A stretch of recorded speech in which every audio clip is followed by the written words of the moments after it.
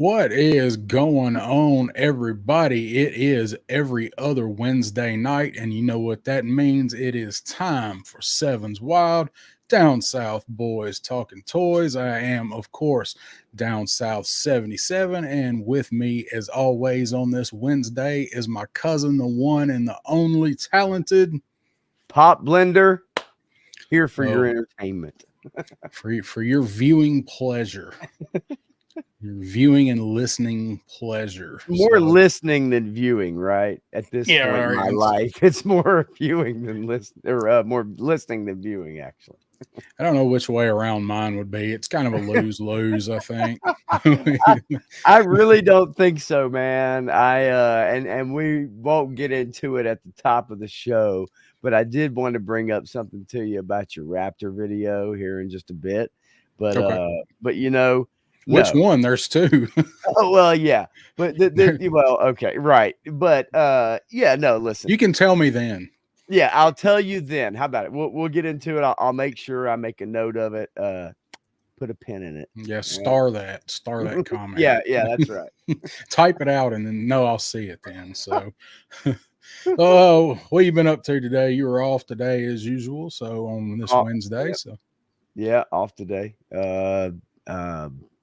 Took my son to the ortho after 3+ years in braces. His appointment on December the 2nd is to get his braces off. And you know you're getting okay. You know, either A, you're getting old, or B, like as a parent, you're caring about shit that has nothing to do with yourself or stuff. Strike that, you two, Mama Susan. Oh wait, she's the old CEO. Anyway, so you know that you're getting old, or you're a parent or whatever, when your kids stuff, you live vicariously through your kids. I know I do a lot recently, and with band and stuff. And so December 2nd, he gets his braces off, and I'm excited for him for that, because I remember what that was like. And so I took him to an ortho appointment today. They went over the ins and outs and this and that, cross the T's, dotted the I's, and they're like, yeah, December 2nd, we're going to take them off. So I'm really glad, because it's right before Christmas. yeah. Christmas pictures, stuff like that. And so yes, I was excited for him. So that was what today consisted of, basically, and then trying to kind of get ready for tonight, which I know I have a lot more time on our Wednesdays than you do leading up to and on our Wednesdays, because you are in a time crunch, and I don't think people really truly understand that when we put these together. I don't think people really understand that Wednesday that we do this every other week is my every other Wednesday off, and I do have time to prepare. You really have to crunch and like try to work on that, as do your reviews and other stuff too. So hey, long story short, decent day, no big deal, good stuff. But what about you? That's what I want to know. Before I forget to say it, on the second, you said he gets his braces off. He does. Yeah. Okay, you need to celebrate and take him, drive down I-24 to Manchester, go to the Russell Stover store and buy him a freshly made in-house caramel apple. Yeah, I knew you were going to say caramel. I say caramel. I'll pronounce it the way you did. I don't care. Caramel. Yes. And dude, I am all about caramel apples. I love them. Every now and then I'll buy them at the Kroger or the Publix or whatever, and I know they're not the same. You got the sheet. You kind of got to make them yourself and microwave them, and it's really a disappointment when it's all said and done. But yes, I'm with you, like dude. Apples doing it that way. Chomp down on something sticky and something. Wait, hang on a minute. Every chance I can get. I'm gonna stop right now. What is it? Cut it out. Yeah, cut it out. The old Danny. No, that was Joey. It was Joey. Yeah. Yeah. So yeah, man, my day was all right. Just another day at work. Wednesdays are either really easy or really hard. Today was pretty easy, just a lot of driving as usual. So just ready to get on with Friday, and hopefully won't have any more issues with my vehicle. Oh yeah. Oh gosh. guys that don't know, last weekend I was planning on spending it at my camper and got everything packed, had the dog in the truck, and my fuel line started leaking, like spraying gasoline. So been dealing with that stuff. And anyway, so just whether I go this weekend or not, just ready to get the week done and on to the weekend. And yeah, man, whatever, it's flying by. So getting cold. yeah, we had some cold nights. It was down in the 40s last night. Yes, we did. A little bit of frost in a couple spots today. Yes, sir. And I love this time of year, but what I don't like is having to leave the air on during the day and turn the heat on at night, and the back and forth. We do a lot of that. Still in that weird period of like it's still actually warm. You might throw a jacket on and leave out for the day, but at some point in time you're taking it off. You might take off whatever little hat you got if you have one, and then once the sun starts going down, then all of a sudden it kind of flips and it's like, okay, it's a little chilly. A little chilly outside. It happens for a few months out of the year here. I haven't broke a jacket out yet. I do have my little flannel I throw on when I take a pretzel out, but I've not got a jacket out of the closet yet. I'll wait as long as possible because I love this time of year. Just need a couple days to get used to it being cold again. And yeah, for sure, I'm all about it. So let's say hi to the chat here. They've been rolling for a little bit. So, yeah, absolutely. So I see Shane, Same Time Toys first, but he says, damn, Frostbite got me. So was Frostbite here before? Because I don't see a comment before. And if he did he delete it? Because I didn't see it. And I even mentioned right after that, I said, hey, he's here, and then I said, oh, wait, I don't see him, So there's our answer. Couple chats now. Wow, 2 days ago. Now that my friend, is dedication. It couldn't have been that far ago, that long. I just set the stream up last night, so I call bullshit. Did you do a community post or anything like that? Maybe I don't know.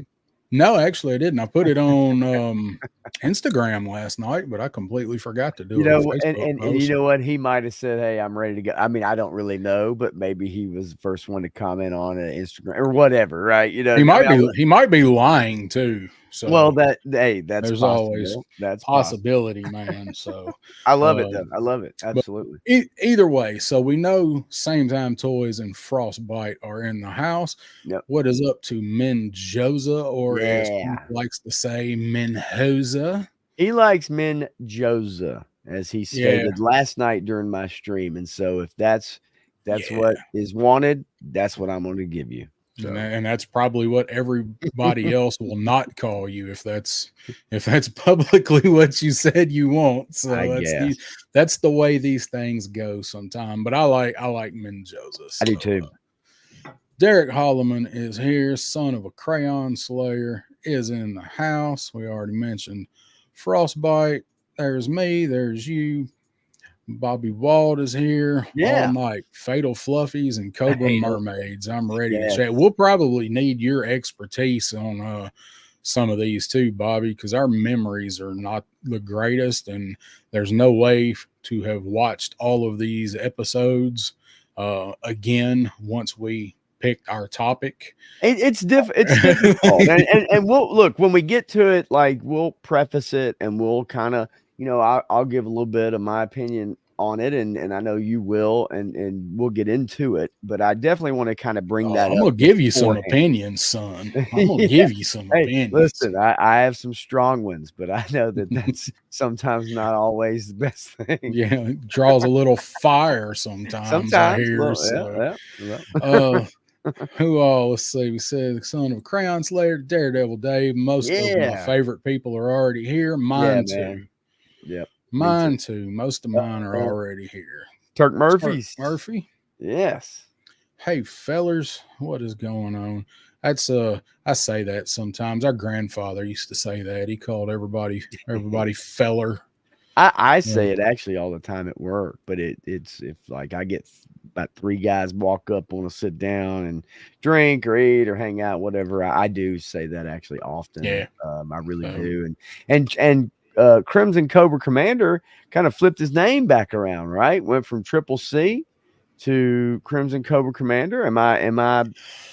Or is that somebody No, else? Am I missing that? I don't know. unless maybe he's got a twin from the mirror dimension Because I somewhere. know it was I Triple just C for a noticed. while, which I is just fun. noticed that.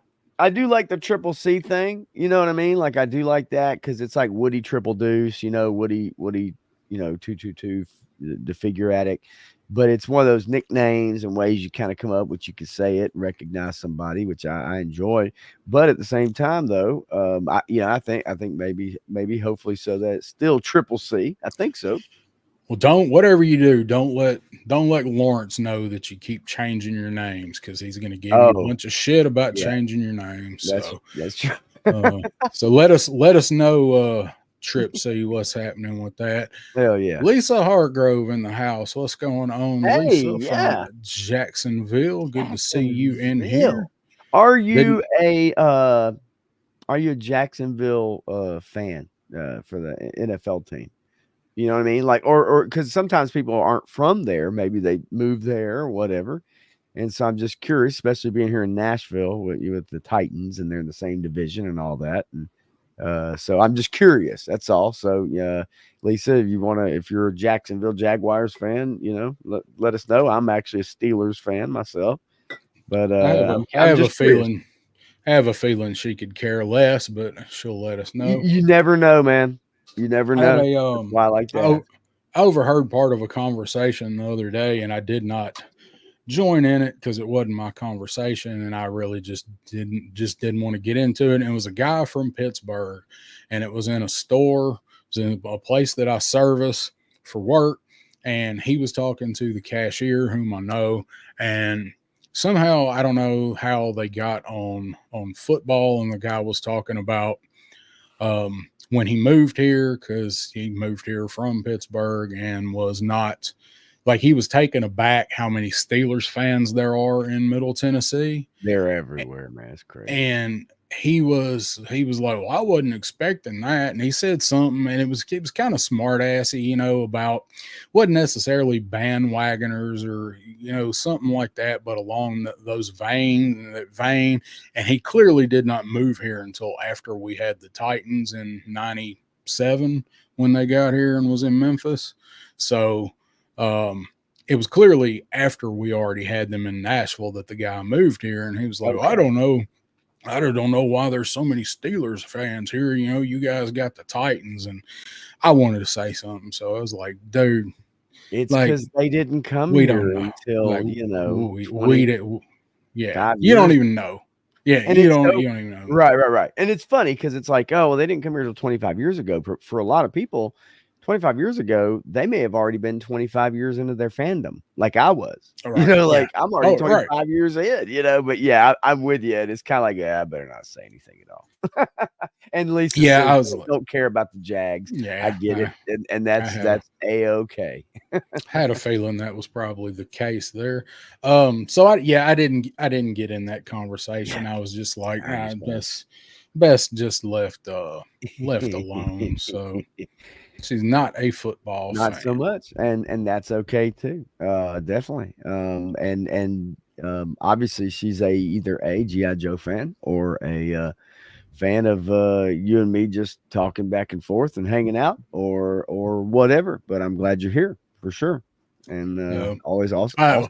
I know Lisa. I think this is the second time she's come in and listened to us before. Yeah. I remember. But yeah, she just likes listening to two other Southern people talk about nothing really. I think. But you know how it is, man. Like I had this conversation yesterday with somebody who was like, "Hey, man, I don't get into your chat. I don't get into whatever." He's like, "I'm not really a toy collector or anything of that nature." He said, "I do love G.I. Joe because we're about the same age." And he remembers some of the characters. He shouted out some of the names and stuff and remembers who they are. But he's like, but I just like to put you guys on the background. He's like, I like to put you in the background and you and your cousin in the background. And I just like to have y'all on. And while I'm doing stuff, and I like to listen to y'all and stuff like that. And that's awesome. Cause I do the same thing. I do that with a lot of streams. I do a Oh lot of yeah, stuff. It's not unusual. People do it all the time just to have something playing, something yeah. going while I you're listen. doing something. I'll go back and listen to shit I've already listened to. I do Uh, that. Oh, yeah, I like do. some of these channels that are more of a documentary type channel or episodic, theme Okay. channel. Mm-hmm. Like there's one that's a huge channel that I watch. It's a massive channel. It's the Y Files. Um, I know there's a few cross pollination people because I've mentioned something about the Y Files before, and somebody's like, "Oh, you watch the Y Files," but all of their videos, I mean, are millions and views, and Right. it's all stuff that's like not really conspiracy, but like aliens, UFOs. Art Um, Bell. Art yeah, Bell type it thing. is. He is Love it. he is a huge Art Bell Love it. fan. Love it. So Love it. Love it it. is a lot of the episodes of that show. A lot of the subjects have been on Art Bell, and he Okay. actually plays some excerpts of Art Bell. But anyway, like I have listened riding around the many miles that I do for work. I've listened to not only have I listened to every episode of it, he's actually gone back and tied a bunch of them together in themes and done compilation episodes. And Okay. I've Yeah. listened to all of Sure. those too. You get So, the 4 hour ones. Like I've got people I follow that do 4 hour reviews of the Force Awakens and then like, yeah, Rise of Skywalker, whatever. It's same, like 4 freaking hours. same. So, yeah, same kind of thing. So, To mention that yeah, real quick, I did while I was looking up some stuff I'm going to share here momentarily. I did see the Batman Beyond. Um, yes, I did see that Crimson Cobra Commander or Triple C, which I prefer. Or yeah, either one, but yeah, I did see that. I almost saved it to bring it up, but I just didn't know how many people with us are really there for that, I guess, yeah. I but think there's probably enough. I mean, we touch on some other stuff that's not Joe. We're not Mhm. gonna do like we're not gonna do something like Punk does where we break down every single Yeah, thing, but no, no, no, we'll no. sprinkle some stuff in. And So I've got some stuff to sprinkle tonight, buddy. I got some spring. I'm gonna do I some sprinkling. I got some Gonna be some sprinkling. sprinkling. That's So I right. want to I start a couple real quick. So Menjoza says all hell hecklefish and same time says Y Files rock. So Hecklefish is on the Y Files. He is his Okay. little psychopathic goldfish. You gotta watch it. I get it. You I get it. just pick an episode and watch. It's funny. All right. But anyway, he's got a little fish in a bowl that swims around and is like super sarcastic. And, it's you just got to see it, but it's funny. So we got a couple Y Files fans in Um, here, so that's good to see. really quickly, really, and I mean really quickly. I was having this conversation with somebody at work yesterday, and they are somebody who watches some streams here or there. And so, really quickly in the chat, I just wanted to ask y'all who's here, if you feel like answering, if you feel like typing. Um, do you like streams that just immediately, like 5 minutes in, just go right into the news? Like, do you, if you tune into a stream, do you like it when people kind of, say hey to the chat, get a little, take stock of the day and say, hey, how you doing today? Whatever, what's going on, anything crazy? Or do you like it when people just jump right in and just go right at it? And there's pros and cons to those, and I'm not going to get into all that, but I just want to know what you guys prefer. Like, do you guys prefer, guys and gals obviously prefer, to ease into the stream a bit? Do you like Slip it to in slow. as slow as you can? Bounce, bow, bow, or Let me do find some. Yeah, find some of that Roadblock on late night Get some music. some of that roadblock Snake music. eyes rolling My in. name, my name's Roadblock. I'm gonna show you my Oh, stock wait a minute. portfolio. Hang on, Isley Brothers. All right. So, um, but yeah, I'm just curious what you guys think and like. Do you like a show that starts up in 5 minutes after it starts? It's getting right into it, bing, bang, boom, and you're going and off and running. Or do you like it where people kind of casually come in, kind of recognize and chat a little bit and talk a little bit for 10, 15 minutes and then get into the topics? I'm really curious because it was a topic of conversation at work yesterday. And I like to know. I like to know kind of what you guys like to hear. Crimson Cobra Commander, I like getting to the news first. Then you have time to chat about the product. Okay, so getting right to it, down to business. What does Turk Murphy say right there? It's either or, really, depending on topic, I'd say, which a lot of streams will save their topic of the day for later in the stream. And if you guys understand radio or television, that is to retain viewership. That is to keep people interested so that you can get to your topic later. That is what that's for. If you ever done a stream or just watched, listen to radio or whatever, that is really the idea of a topic. Depends on the person. For me, that is also frostbite, kind of where I'm at personally.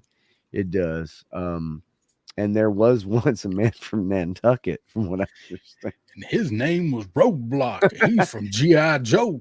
I'm just curious, but yeah, I mean, I appreciate y'all. Anybody, obviously, kind of, putting that in. Daredevil Dave says, no, we're here all to hang out. And news is kind of an afterthought. And I think for some people that's definitely the case as well. They just like to kind of hear what's going on.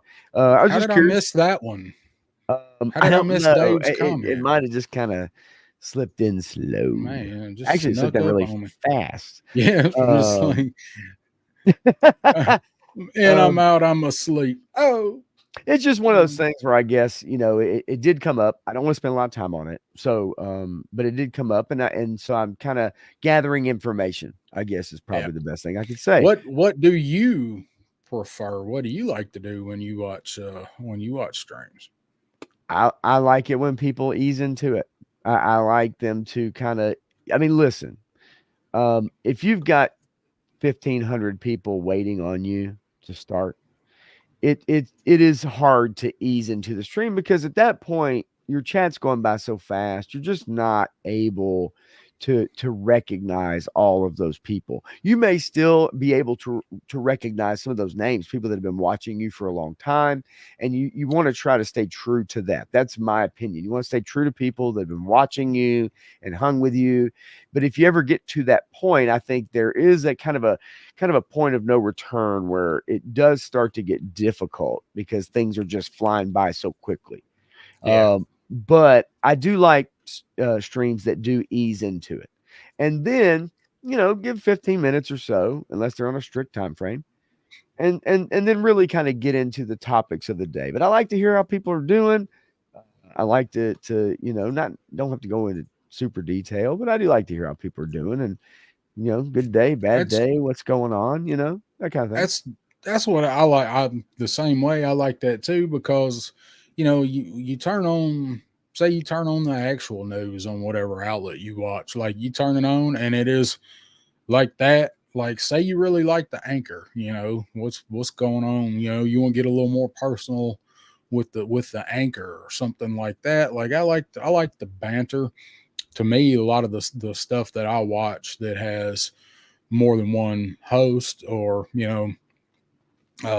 anchor, whatever. But I mean, YouTube, more than one host, shows that have more than one host. I like to hear the back and forth. I like to hear Right. the what's going on because I like, you feel like the people better and you can actually be more personal with them. So I don't like to, especially on something like this where it's kind of usually lighthearted and touch on. We don't do a whole lot of hard hitting current world events.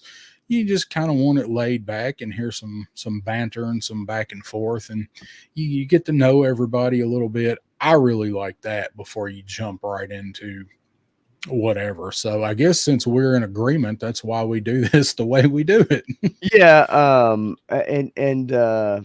and that's kind of why why I wanted to ask. It's just that's the style I like, and also I don't think everybody is able to be right there at the time you start, and you need to be able to allow people to kind of roll in and get acclimated. And if you pass Yeah. over 2 or 3 news stories by the time some people roll in, you're not going to rehash them. You know what I mean? So or whatever it is is part of your show. Yeah. And so then you've got people rolling in that can't quite get there right at 8 o'clock or whatever time. And so I always like to give people time to kind of come in, get acclimated, say hey to some people in the chat they might know, and then get into it. And so like I said, I don't want to spend too much time on it, but I was curious, and we've gotten a lot of feedback, obviously. And I'm glad for that. And that's always a lot more fun when people are in the chat and you got feedback and stuff like that. It always makes it a lot more fun to do, and I appreciate it. Yeah, I mean, other people that do this, other streams and stuff, will have said it, and I'll say it here too. Like, the chat makes it fun, like, for us, for whoever it is that's doing the stream. It's all about, for most people, I think, interacting with the chat and whatever you're presenting and getting their opinions, and that's really I think what it's all about. Yeah. Say what's up to Sabir Del Norte. Hey. What's happening, Sabir? Yeah. How you doing, man? Okay. What? Okay. Oh yeah. What? So Sabir says, I'm good with the pregame for lives because usually people filter in after the start or coming from other streams. So, yeah, I agree, because, I mean, at this point, just about any night, there's going to be people coming from other streams. So, yeah, buddy. I know there's a big one that goes on a couple of bigger ones that go on Wednesdays as well. So, but with all that said, you want to go ahead and get into it, man. Some stuff up. Let's get into it. Let's bring up some figures and get people's opinions. A little bit of news coming out the last couple of days. Today, maybe a few days ago, but we do every 2 weeks, so it's always fun to kind of bring some stuff up. And I've got some stuff saved. Try to kind of keep some of it themed. And so I had some time today to go over and look some stuff up. And there's one that I'm interested in myself, which I think other people might be, the NECA Chucky 10-inch figure. I wanted to keep it Halloween themed. I didn't know if anybody would be into this. Didn't know if you would be into this. I know this is your favorite holiday for sure, or at least favorite time of the year. How can you tell? I don't know. It might be over your left shoulder or your right shoulder. But I was looking through and kind of searching, just looking for some recent stuff, and I saw about the pre-orders for this Chucky action figure, 10-inch action figure from NECA, and it's one based off of Bride of Chucky, and I'll get to some of the photographs that they have here. I think this thing looks freaking awesome, dude. Yeah, it looks great. I mean, seriously, man, like, oh my God. And freaking creepy too. Like, super creepy. It's super creepy. It's NECA, right? So, I mean, everything they do in one way or another looks pretty realistic. So, right. And in the box, the good guys box, it's got the burnt good guys box from the fire. Yes, that's great. I for anybody that is into the licensed stuff, like movie stuff, or especially like horror stuff, because I know there's plenty of people that collect your Michael Myers and your Jason and your Freddy's and stuff like that.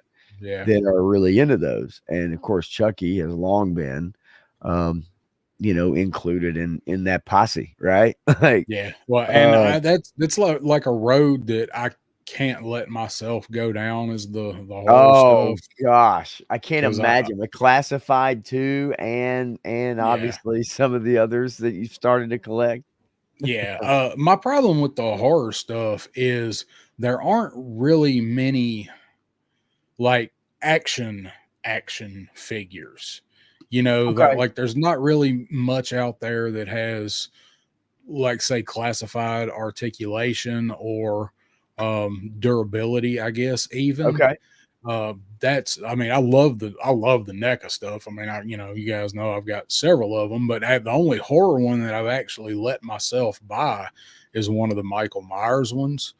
And I see them and they look so good. I'm like, I got to get that. I love that movie. I got to get them. I'm like, nope, there go. That's because they've gone up too. The NECAs have gone up a little bit for the regular release ones.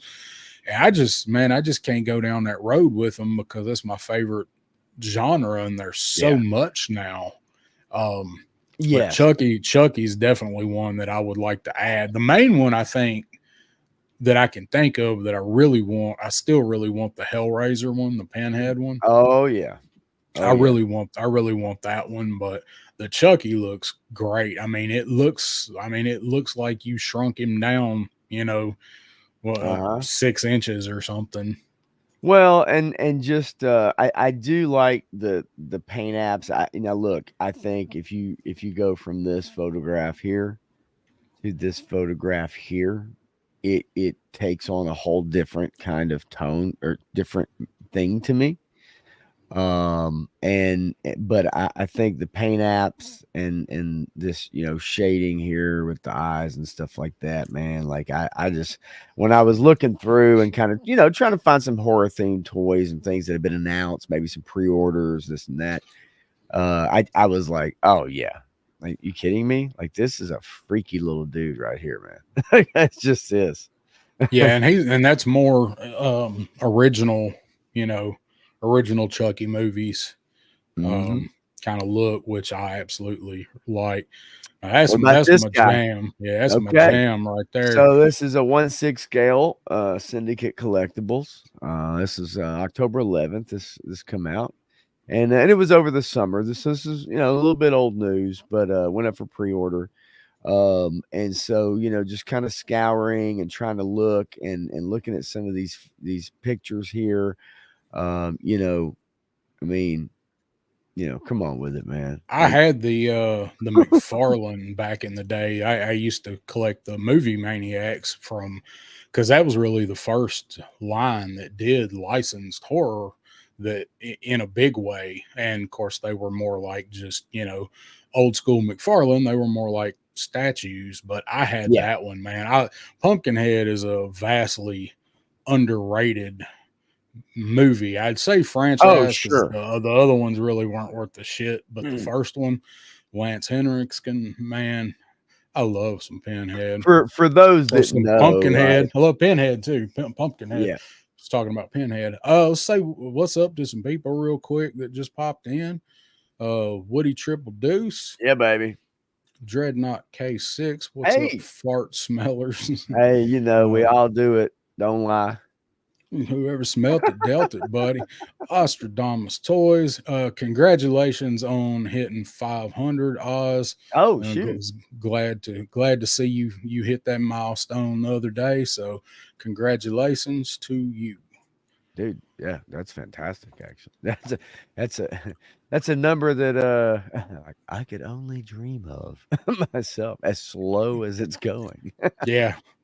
Yes. Seriously. No, that's I've hit a awesome. lull.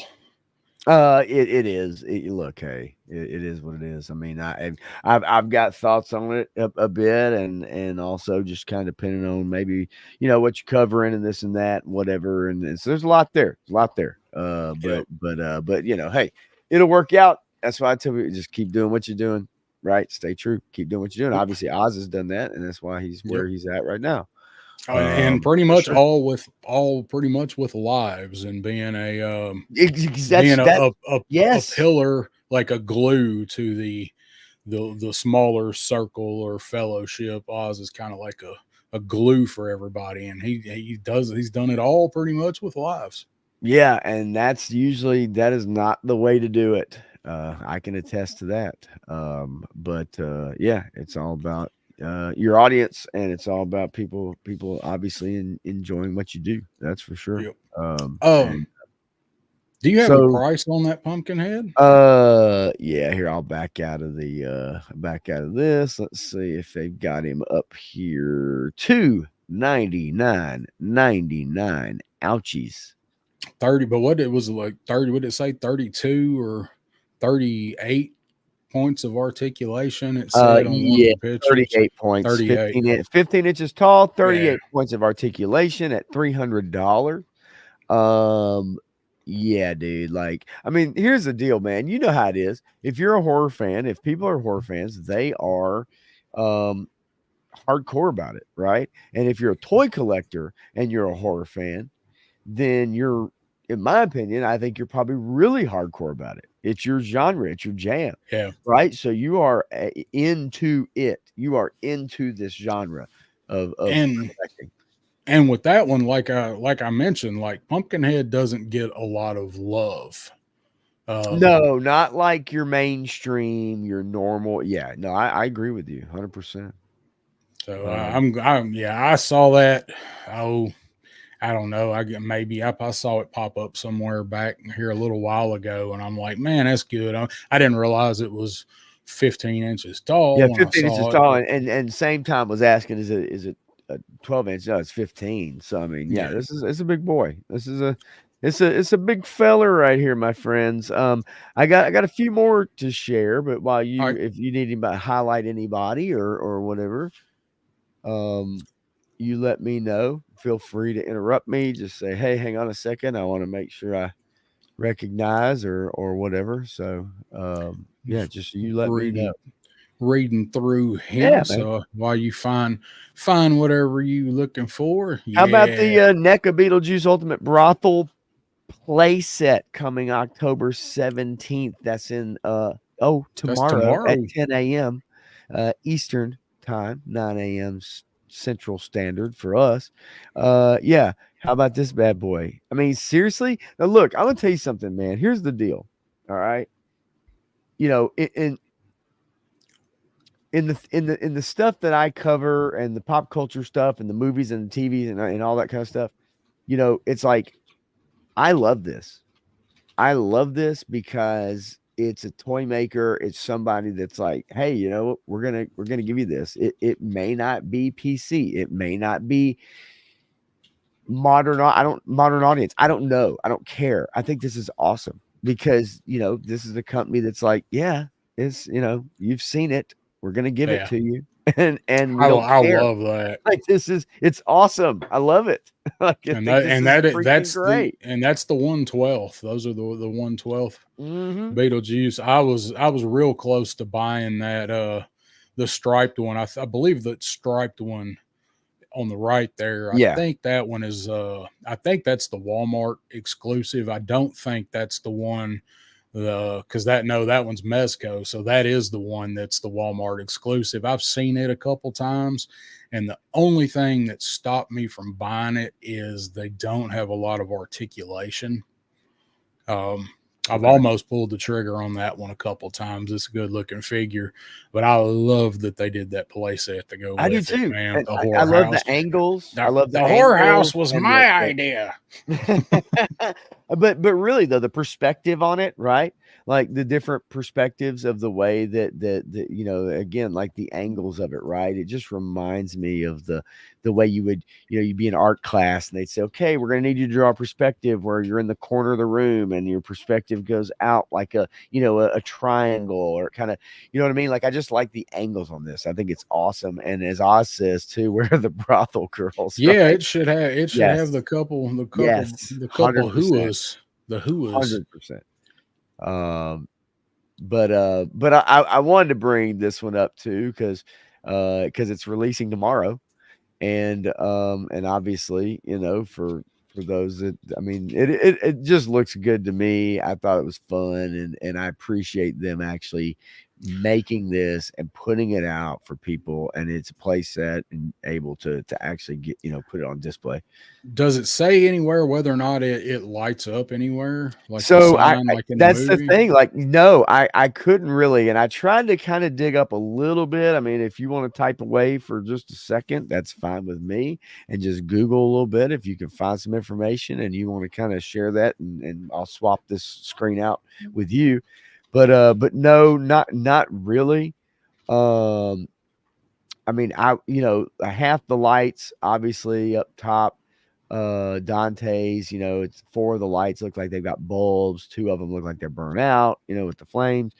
If that was real, if those were actual light up bulbs, that would be freaking awesome. And yes, the other part too, Oz says, I love that they can't fit through the doors. And I was literally just looking at that too. And I'm like, yeah, they can't even fit through the freaking door. It's like, Yeah. but the design, obviously, and they did a great job with this. I really do. The 10 lights with the can, not the can. Yeah, the old school. Yeah, bulb lights hanging over with the weatherproofing kind of deal, right? For outdoor lighting. That's very popular in our neck of the woods. Yeah, the last few years. Yes, it is, my friend. And then I do have a couple more. I've got one more that kind of falls into our Halloween. And then I've got 2 more that I think some people here will be very interested in, and one that maybe I think some people will be too, just because they look fantastic. And so I just kind of wanted to bring up this Marvel Legends real quick that I thought was super cool, as long as I can get the tab to participate with me. Well, I can't find whether or not it lights up. It doesn't look like it. I didn't see any info, so we'll see tomorrow, I guess. They showed that at SDCC, and it's finally going up for order, I guess. Okay. I did like this Hasbro, the Marvel Legends Dracula, and this is a review of the figure on Foosh, but looking at this figure, actually, dude, I do think Marvel Legends has been bringing it pretty strong recently, and it can with Halloween, with this time of year, I really did after really looking at this figure and going through some some of the pictures, especially, man. Like, if I can get rid of these ads, I hate these ads. It's so bad. Yeah, them ads are killer, man. Looking at some of those, that site, his site is rough too. So. But yeah, man. Like, looking at some of these pictures, I don't know. I think this figure's strong. I like the look of it. I think that from an articulation standpoint, and it's even mentioned in this review with the puffy arms as far as the shirt is concerned, and still the way that the articulation is able to be done in this. And this is also what the alternate hand here, and then the black heart arm too with it. Like, I thought this looked really cool. I think it's a great figure, different head sculpt, teeth showing and everything. I thought this was pretty cool for the season, for sure. That could also probably be used to make you a Daemon Targaryen figure. Actually, that's pretty looks damn like good. him, don't it? Yeah, without the mouth open. Yeah, that's pretty good. Looks a little like our favorite Targaryen. Now, like, now I don't know if that's because he doesn't like Dracula. Maybe it's already out over there. I don't know. No, I think he was. I think you see. Oh, never mind. Yeah, I'm fucking stupid. So anyway, yeah, that's pretty good, Frosty. But yeah, no, I like the look of this. It's pretty strong. Is it your classic Dracula? No, but does it fit within Marvel? Does it fit within Marvel Legends? Obviously, it does. And so yeah, I thought this was pretty strong, man. As I was kind of looking up and kind of checking on different stuff, I thought it was pretty good. And Derek Alleman says 6-inch figures right here. He doesn't like this this Legends wave, doesn't fit his Legends collection. It's a bizarre wave. Sure. You do have Blade here, right? And then The Knights. Yeah. yeah, and then but compared to some other 6-inch figures like Zartan right there, Spider-Man, obviously, I did find one cool picture, and that's why I hate these ads so much, because I think there's some great pictures that if you were able to show them off without the ads. But I love this photograph here. I think it's really cool. And then there's one really cool one right there with Blade. Yeah. That I love that. I think I it's still awesome. kick myself for not buying that Knight's Blade figure the one time that I've actually seen it. I saw it at, I think Joe Fest had it, but I Yeah. don't the only other time I saw it was at GameStop. Um and Mendoza, yeah, the Marvel 70 style Dracula, I'm with you. I revisited some of that a little bit not too long ago, and I do like that as well. Um that style relative to kind of what we're talking about here. Yeah, I'm with you. Um and so what- There's one thing hang Blade on. taught me, it was to always bet on black. Oh wait, Oh that was Lord. another person. And what is the other one? Some people, some of us are always skating uphill. Yeah. Uh so let's talk a little Masters of the Universe real quick. Spring 2025 product listings. We've got Everybody's a gonna few. leave now. Maybe they are. I don't know. Look, hey man, here's the deal. I always try to at least find or look for, maybe what people are interested in. I don't know what everybody's interested in. I know this is primarily GI Joe. Same time Toy says see ya. The only reason I wanted to bring this up is because I did think it was interesting that they do, these are different types, right? Like the new Eternia with the Yeah. different style here, and then you've got your the cartoon collection here, which I'm always partial more to the cartoon styles, especially when it comes to most figures, most things, because it's what I watch the most, right? And so I did like the cartoon over this new Eternia. I'm not crazy about those kinds, but I do like these. I do think they look really good. And especially the cartoon ones. Like I really do. And as I was, I do. I had He-Man back in the day. Oh yeah. I had all these some bitches. Like I had all Who's Triclops, Manny Faces, is that Hordak, Ram who's Man. I next had to them all, man. who's next to Skeletor? Is that Evil Lynn? Frosta. Uh Okay, that's no, that's Frosta from Frosta. She-Ra. Uh-huh. Okay. Right. All right. But I had Buzz Off. You know what I mean? Like, I Yeah. mean, I had all these Dude, guys and gals, man. Buzz Off Yes. was hard to find here when Yep. we were kids. Yeah, man. Yeah. And so now size wise, triple C. If I can kind of find that real quick here, let's see, 16 figs. And if anybody in the chat does know, let me know, because I assume that you may very well keep up with it much more than I do. But as I was scrolling the news and just kind of looking, and this being the 2025 kind of product catalog, um, you know, I don't know. So if anybody knows what the size of these are, if they're two different sizes, um, but yeah, man, no, I thought these were cool. But what I also thought was cool was Turtles of Grayskull. Turtles of Grayskull.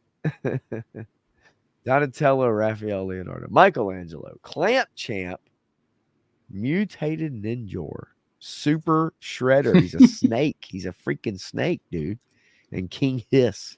But I thought that was interesting that they're, crossing Yeah. over with Ninja Turtles. And then look, even the Mecha Neck and the Ratlore, with the long necks. And, look, that's fun, man. They're toys. They're They're toys. they're People enjoy it. doing some really weird combos with those, but I mean I like them. I've got several of those guys. I like them. They're just, man, they're getting bizarre with them, but I mean, it's two great tastes that taste great together, kind of turtles, and just two couple things you never thought was gonna mash up, like, but they did it.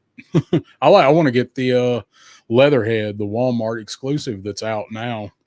He ain't hard to find, but he looks good. I always like Leatherhead and turtles.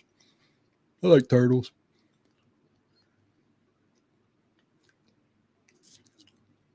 Did we lose Pop? We might have lost him. So if I'm there you are. You yeah, froze. well, that's what I was trying to figure out, if it was you or if it was me. I'm like trying to figure out, am I crapping out or are you crapping out on me? I had to buy a new mesh network system last Saturday because my other one just stopped working. And so I couldn't really tell. I'm hooked up through Ethernet, but occasionally this thing will act weird, but it's been pretty good since Saturday. So I don't know, but yeah, I kind of lost you. So anyway, my apologies. I just want to make sure that it was either you or me, and if it's me, I need to take a look, make sure something's not messed up. But anyway, so look, bottom line, I like these. I thought they were fun. You know, I really do. I thought for collectors of the Motu stuff, man, that I like that Evil Lynn. I do too, and I think that people who do love these, yeah, right, are really gonna dig these. I think that's right up their alley, and it's a good thing. You know, they're getting their 2025 product guide out. They're saying, hey, here's what we got. Look forward to it, and we're gonna give you the goods. Right? I'm good with that. You know, it's not my line, but it doesn't mean it's not somebody else's. That's for sure. I got one more last one to share with you, and then after this, I'm gonna just double check and make sure all my stuff is good. If that's okay with you, I don't want to. All right, I got a couple things to bring up and talk about. Yeah, toy news-ish. Awesome. So I'm gonna share one more. Yep. You know what? I said it Monday night. Star Wars toys don't sell. Kids aren't buying toys. They're not. But I will tell you, I love these figures. I love this Han Solo. That's a good looking Han. You ain't kidding, man. Look, I don't think right now Star Wars is in a good place. But it doesn't mean I can't recognize when there are good products made and when there's good shows made and good TV, movies made. No movies right now, but we'll see. But I do love these. I love some Anakin, I ain't gonna lie. And I love some Han Solo, and you know that going back in the day. But I do that like may these. be the best Han head sculpt I'm telling you, man. I've ever seen. They actually got his likeness. Dude, these figures look fantastic, man. And as soon as I came across these, and this news was on September 30th, so this is a couple weeks old. So maybe I'm late to the take. But I like these, and this Han Solo, I agree with you 100%. Yeah. This is a fantastic head sculpt. He has a couple smirks. He's got a couple heads that come with him.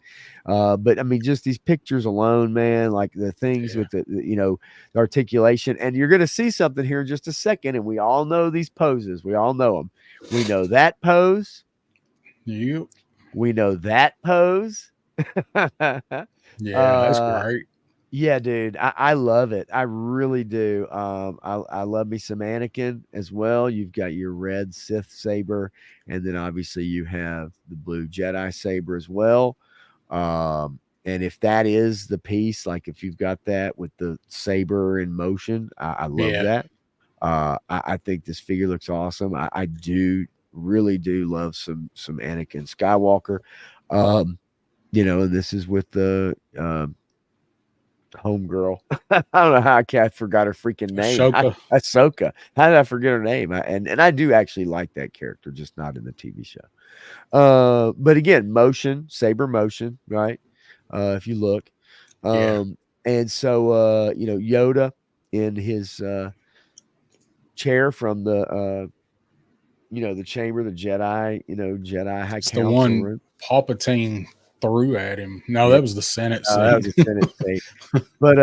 But yeah, no, the look of these figures I think is fantastic. So if you are a Star Wars fan, listen, don't let me dissuade you with my opinion, right? If you love Star Wars, and I do too, right, I do too. I like the OT and I like the prequels, but that's so that Chewie, if you go back to I'm Chewie, going to. It even nailed like the look from the original trilogy with the kind of sunken in eyes with the blacked out, where where he had the eye makeup on around where the the fur, sunk in Right. around the sockets. They even Right. captured that with Yeah, that one. man.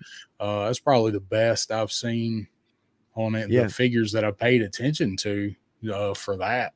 I do love these. There's good enough with them. Obviously, articulation at the shoulder and then the bicep, the elbow, the hands, the knees, the hips, the ankles. You've got great articulation with these figures. A Chewbacca figure is probably not the easiest to pose. So if you can get a Chewbacca into that pose right there, one knee down, and then look at Yeah, the toes. See the toes bent right there on the foot. That's great. yeah. Like that's fantastic, dude. I love Yeah, the he's got shading on it. toe articulation too. Yeah. These are about 77 bucks USD. The Chewbacca. It says the Han Solo figure is about $69 USD. Yoda's 62, and Anakin is also 69, like Han Solo. So the two human figures 69. Hello, and then Chewbacca is a little more expensive and a little taller actually, because obviously they show them side by side here, and you can see there is a difference. And They're a little more than I thought they were going to be. I a was little figuring bit. they're probably around 50, but their price ranging varies. They got there's an Ultraman. They The did an Ultraman. figure art stuff. Yeah. Yeah. Yeah. They've got an Ultraman, and it is at some of the Walmarts that I hit up has it, and I mean nobody's buying it, but it Right. looks great. But I think it's like 35 or $40. Okay. I mean that's I mean look, 35, 40, that's fantastic. You start getting up to the 50, 60, $70 range for me, then I need to look at accessories. I need to look at the paint. I need to look, I'm not looking at Black Series anymore, right? Like I'm looking Yeah. at something that's better than Black Series.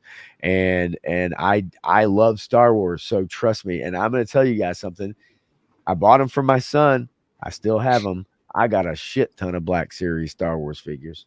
They ain't in the box no more, and they've been played with because we used to play with them. But I got a whole bunch of Black Series, a bunch of them, and a lot of them were sequel trilogy, unfortunately. But but real quick, and again, I know you and I don't go over a lot of other toy news. We're not going to sit and go through slide after slide, but those are some figures, and most of them I wanted to include in the kind of Halloween aesthetic and everything. Bring up some horror figures and stuff like that. Maybe a couple new Absolutely. ones coming out.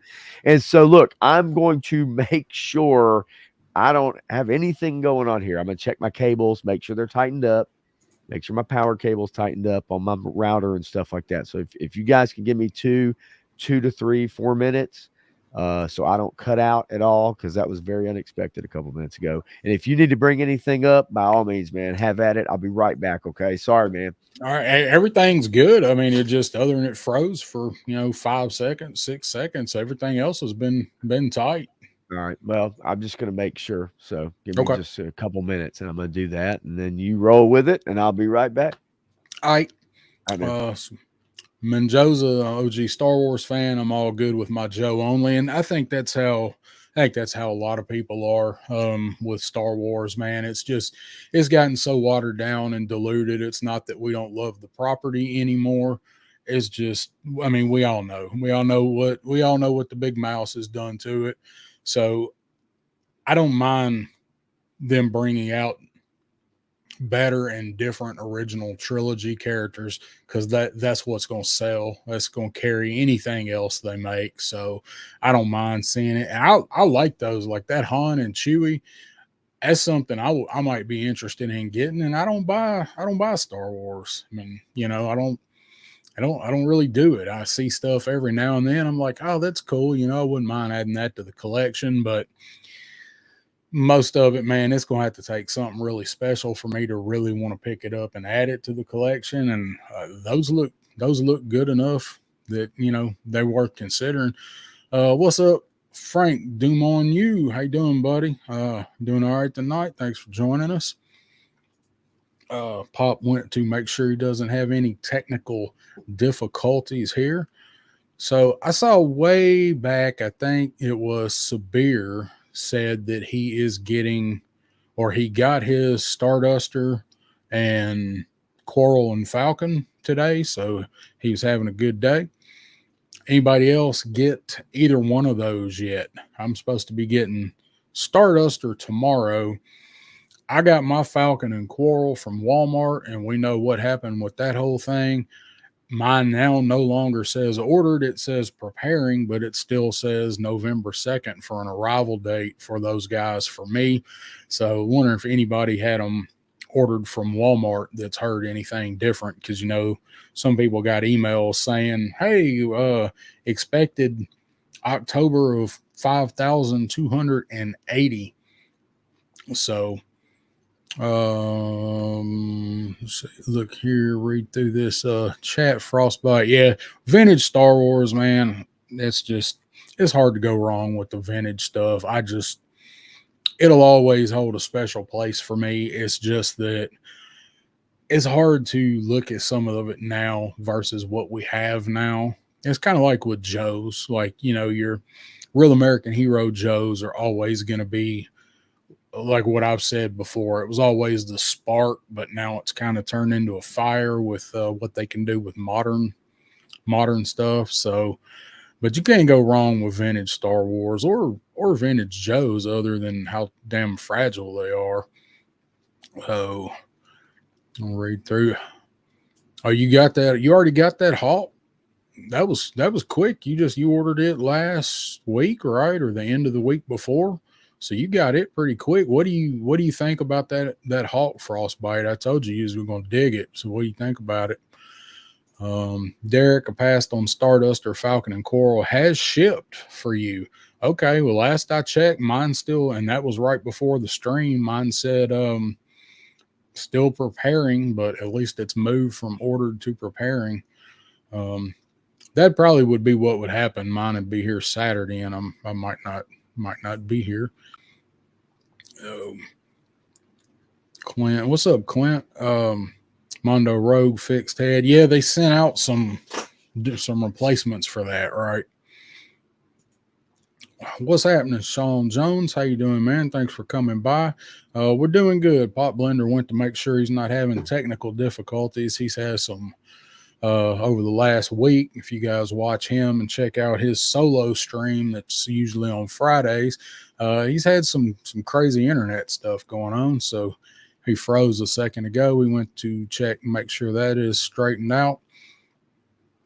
You got Turk Murphy, you got a quick kick. Like you didn't order it. They just threw one in.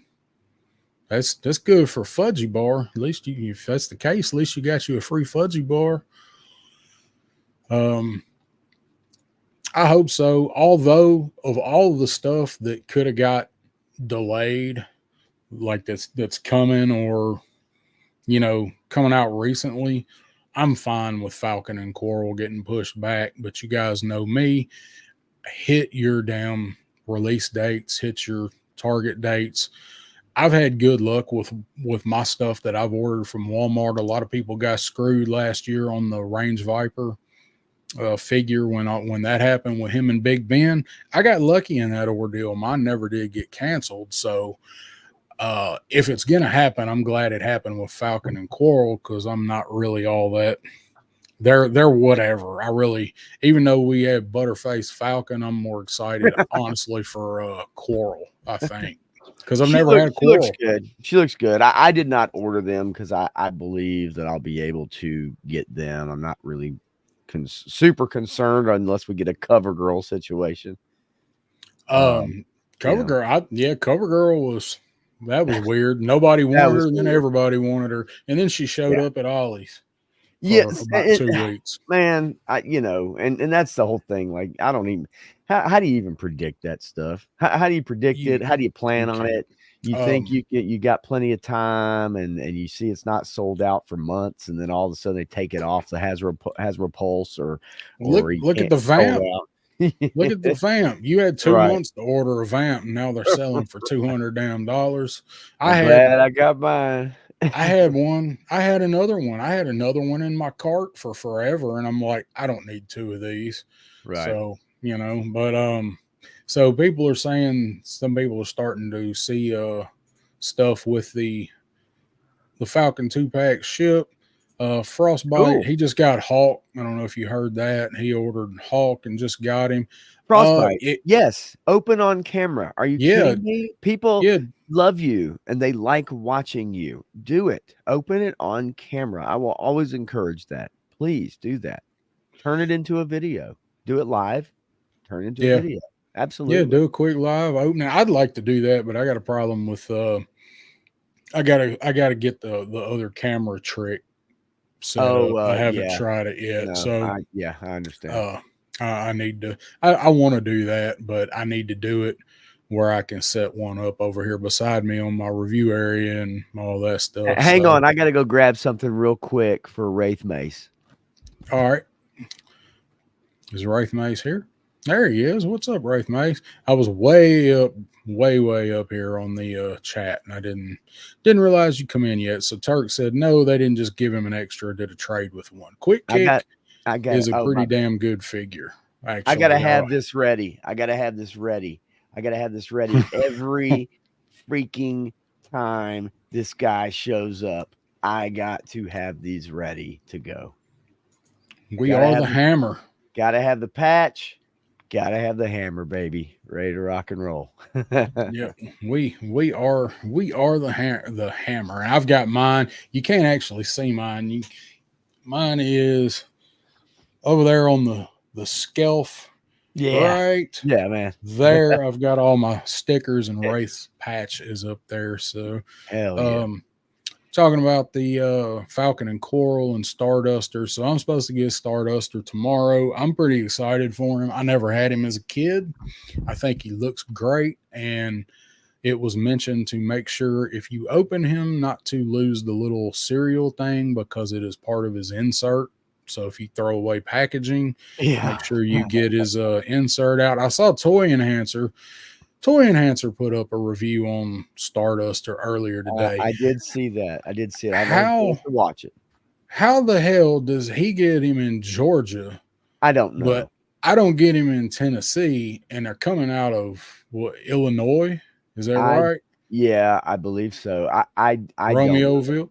how that all works. Punk put his up too. I hadn't had a chance to Uh-huh. watch Punk's yet, I, but I I saw he as put it well. up. I as well So, haven't had a chance. um, so we'll I'm gonna show something here. If that was all the figures and stuff you had, do you have any other stuff you wanted to? No. That Okay. was it. I just had several saved. There was one other piece of news, I guess, that Matthew had turned me on to yesterday before we went to stream, and it was just I know that Kickstarter, I guess back in, was it July? So we talked July. about Yeah, because it that. was going on right around Dragonfly time. Yeah, and so I know that you can get the well, actually, there's two things, and let me bring it up real quick because I did take a capture of this as well, and I want to make sure I have the right thing to share.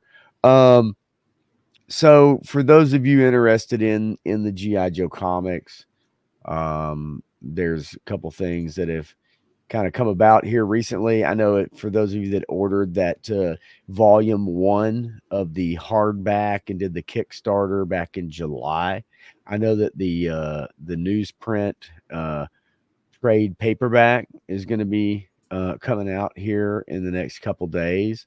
I think on the 22nd of October. And so really quickly, I just wanted to share this. I took a screenshot off of Amazon, and this is the Real American Hero Compendium #1.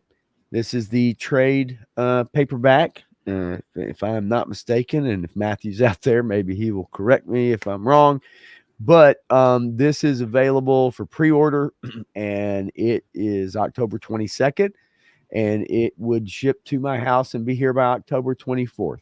$58.49 with the 10% off coupon. This is the paperback. This is not the hardback. This is not the one that the Kickstarters are waiting on for December. I believe this is the paperback version. This is also going out to comic book shops.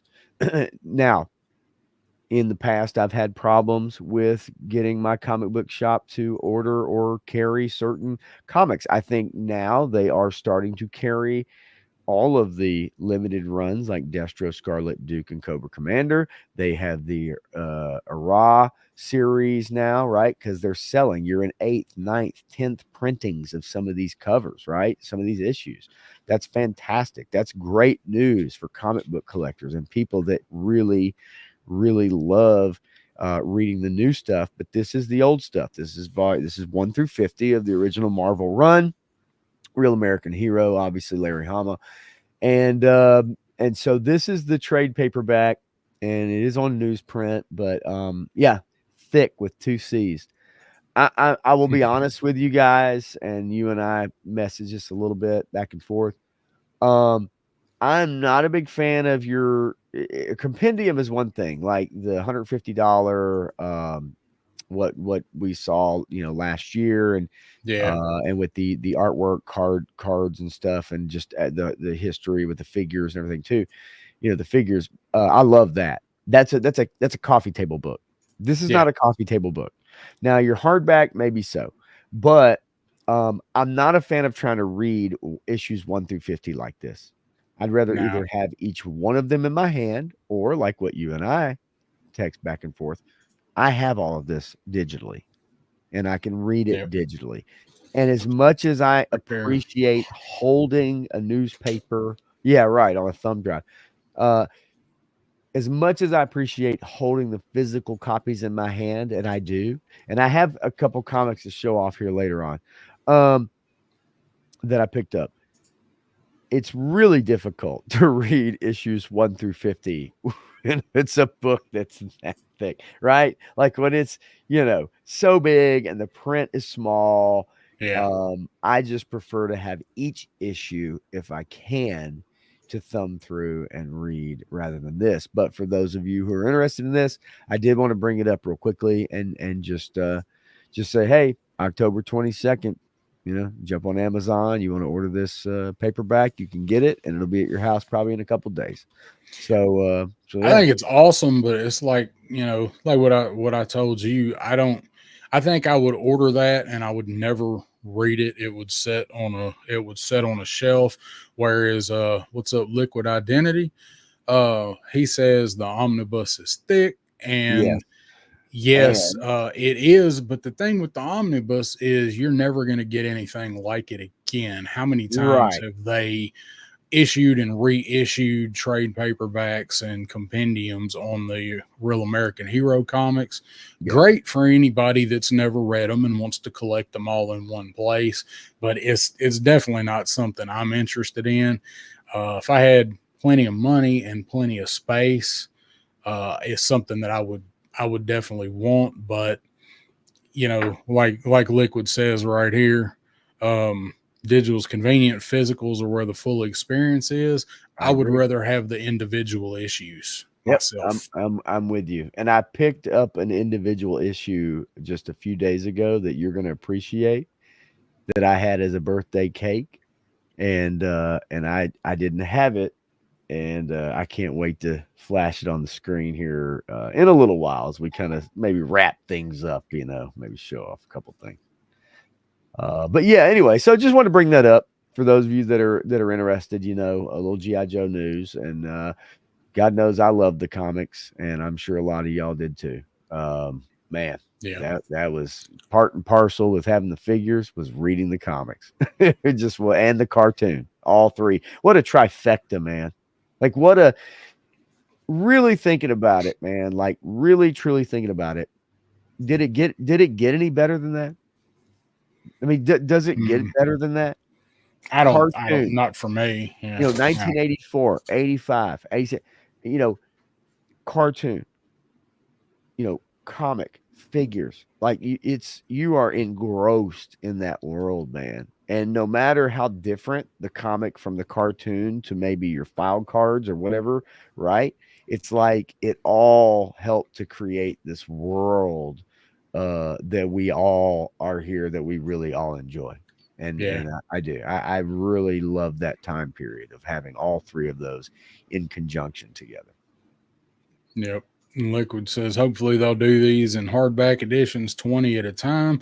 That didn't work out too great last time they tried that. I don't think. Maybe they would. I mean, that'd be cool because you collect all of a story arc, together. Maybe right now. The popularity right now is really popping. It's hot. And I know that, some people have bought the video game and stuff and everything too. But like, yeah, right now it's hot, man. Like it's a hot property. It's a good property to be had right now. Yeah, definitely. It's just hopefully one day we'll get a decent movie, but So as the what is plans this real quick? What the Frostbite says? I always think of Stan Lee's statement. Stan Lee. That's great. A comic is like a pair of boobs, great to look at on the internet, but feels so good to hold in your hands. yeah. Not gonna argue with that statement, Stan. God That's rest his soul. that's yeah, he was a wise man, that Stan Lee. we held a lot of the same beliefs. Bobby up here says something about um, Hasbro announcement about a new member on the Joe team. I did not, and I'm looking for it. So where did you see it? Because I don't. I'm Only thing I see on Facebook is an announcement about Devastator coming. and And Shane has a funny comment. Shane, I love you. And God, I love you. Um, yeah, maybe. Maybe so, oh, Shane. that one. No, not that one too, but maybe so. I Oh, don't know these days. You can't call it okay. anymore. You So can't call it anymore. Bobby said that's in Discord. Yeah, I'm partially Okay. signed up for it. And I can't figure Discord out. So Bobby, Discord's Bobby, is that in the what Discord is it? Because I am in Discord and I am active in Discord. If you can give me the link and or the Discord server or whatever, yeah, I'll check it out. I'll check it out and see what it's all about for sure. And if there's anything in there, I'll definitely bring it up. Um, yeah, but I don't know. I yeah, can't figure that out. So yeah, it's it all may good. be I think they're swapping her and Chameleon around. I don't know. We'll see next month whenever we get number one. So uh while we're talking about Joe stuff, Let's do since it. we're getting over, I was going to pull this up right here. Everybody is familiar with this. This is the Hasbro Pulse that I like to talk about so much. So I just need to pick one of these random figures from the next upcoming wave. So I'm gonna pick the Spider-Man villain dude here. Yeah, let's look Um at Scorpion. Oh, yeah, wait, no, wait a minute. That's yeah, not Scorpion. It looks like Scorpion. He's it's not green, but it Salpian. looks like Yeah. Scorpion. He Salpian. looks like any generic bank robber in a modern Spider-Man comic. Um, so we've still got this dude October 1st, 2025. So I do want to go over and switch to this one, which is Walmart. And Walmart says February 1st, 2025 on this guy right here. So Interesting. the pre-order dates, we all know they're moving around target dates, but Pulse put that date way out there so people like me can quit talking about it and bitching about it. But some of your retailers like Walmart have more of a hard target date for when Right. these guys are coming out. Uh-huh. So we're looking at, if they got February on it, we're probably looking at sometime in January on this wave. So I try to keep up with this stuff right here. So I did notice that and wanted to bring it up. And I think I checked on GameStop too, and GameStop's was something like February or March, I believe. There's one other site I checked.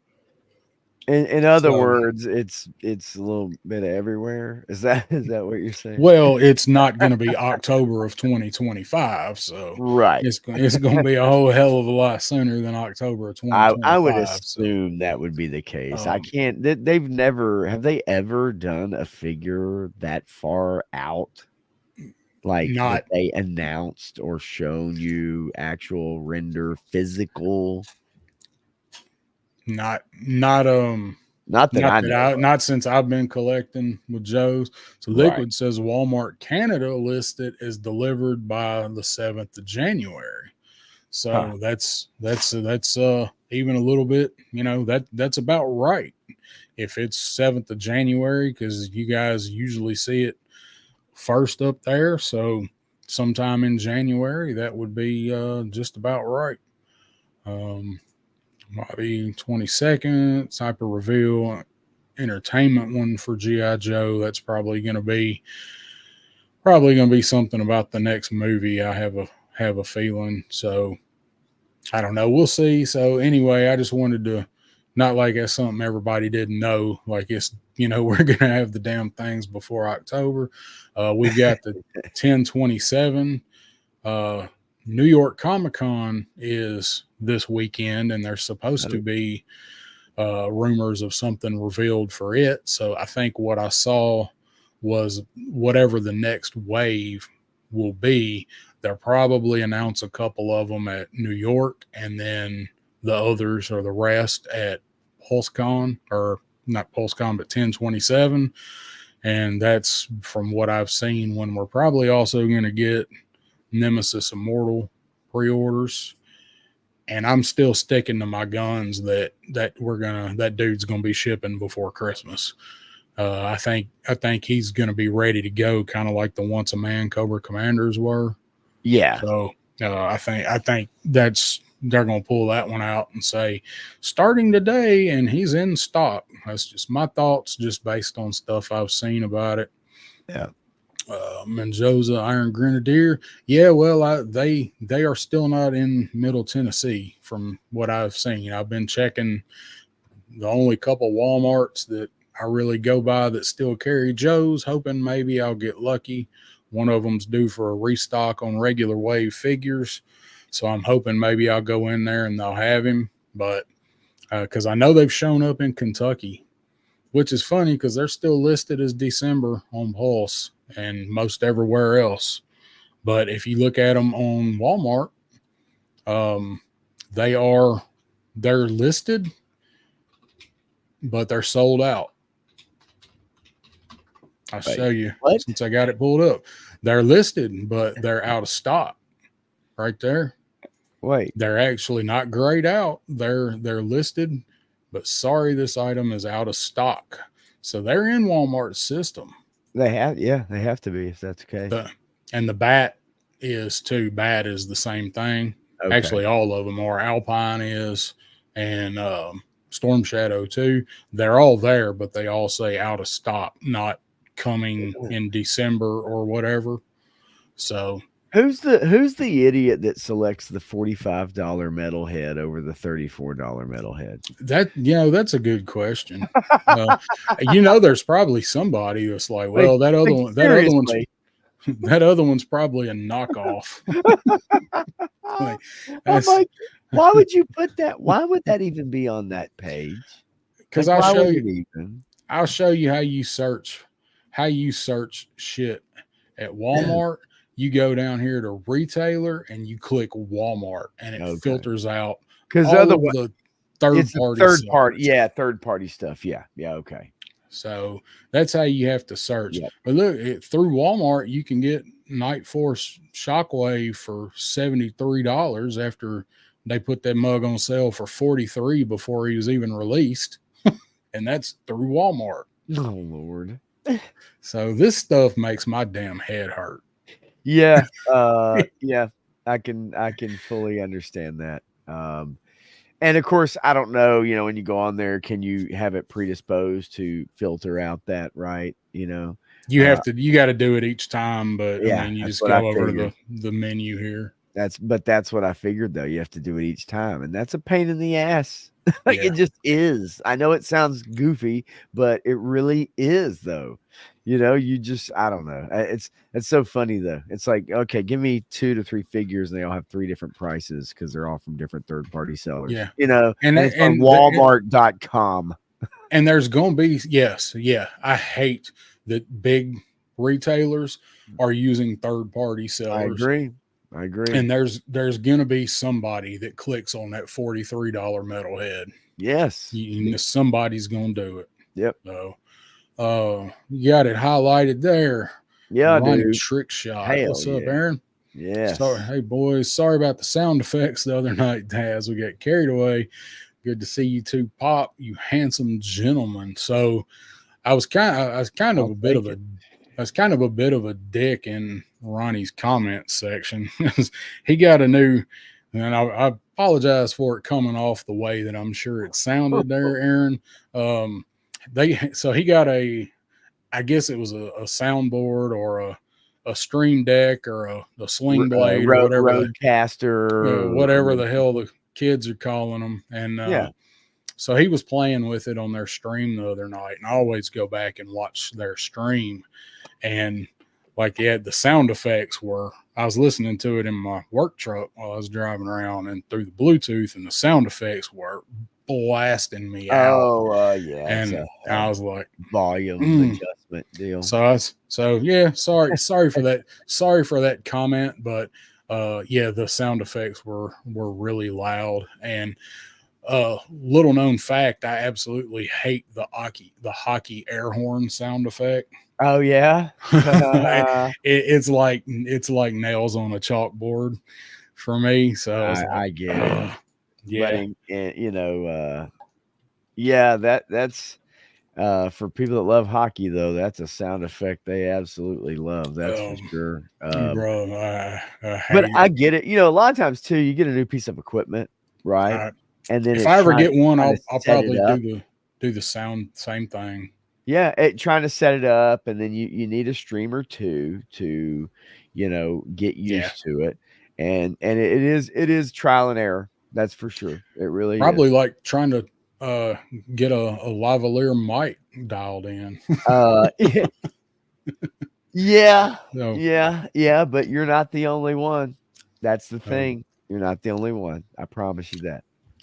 So I'm looking at the other stuff that I got wrote down here. Ooh. I do have one other thing. Save on them muffins, man. Blown away by outdoor savings. 65% off. Save on meal essentials, folks. Here in America, you can buy some pasta for $17.99 for 1 pound of noodles. Yeah, that's right. This is really what I wanted to show you guys too. Right now, for 40% off, you can dress your baby like some little fucking alien bug. What even? I think it's a caterpillar, or it is my pet monster. Oh my god! I'm gonna dress. No, just no. Whoever the Walmart person is that was like, "Come here, young person. We're gonna put you in this Halloween That's embarrassing. That's embarrassing. I think it's that remember that book, the kids book with the caterpillar on it, the flip book. They still sell that book, man. I saw it in the store the other day. Well, they can sell the book. They don't need to sell that. No, you don't. I don't think you get the costume or the baby with the purchase of the book, which is probably a good thing. So, well, look, we don't have sweatshops here in America. That's only in China. No, listen, stop it. Lord, I apologize. I'll be with the pygmies down there in Guinea. Lord, I apologize for that. So I got one other thing that we need to talk about before we take breaks and go get coffee and walk dogs, and then get to our fun topic. Yeah, we do have a fun topic. So, and I'm sorry to interrupt you, but we do have a pretty fun. Oh no! Oh no, Shane! Oh no. Oh damn it! No, and the poor kid the hungry in the caterpillar. Middle. Oh wait, no. Yeah, poor kid.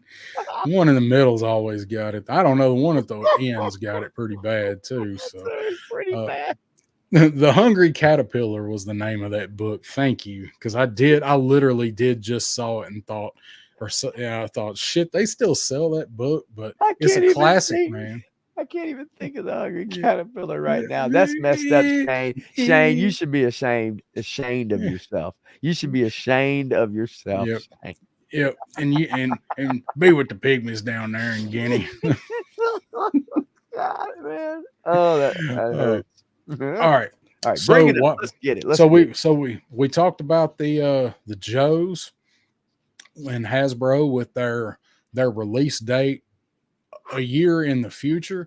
Let's talk about something else real quick that has release dates that are possibly actually materializing.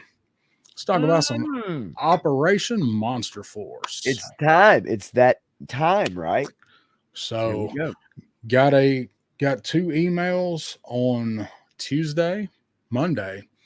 I have two of these guys. I have four of these guys pre-ordered. Two of them are in wave 2 and two of them are in wave 1.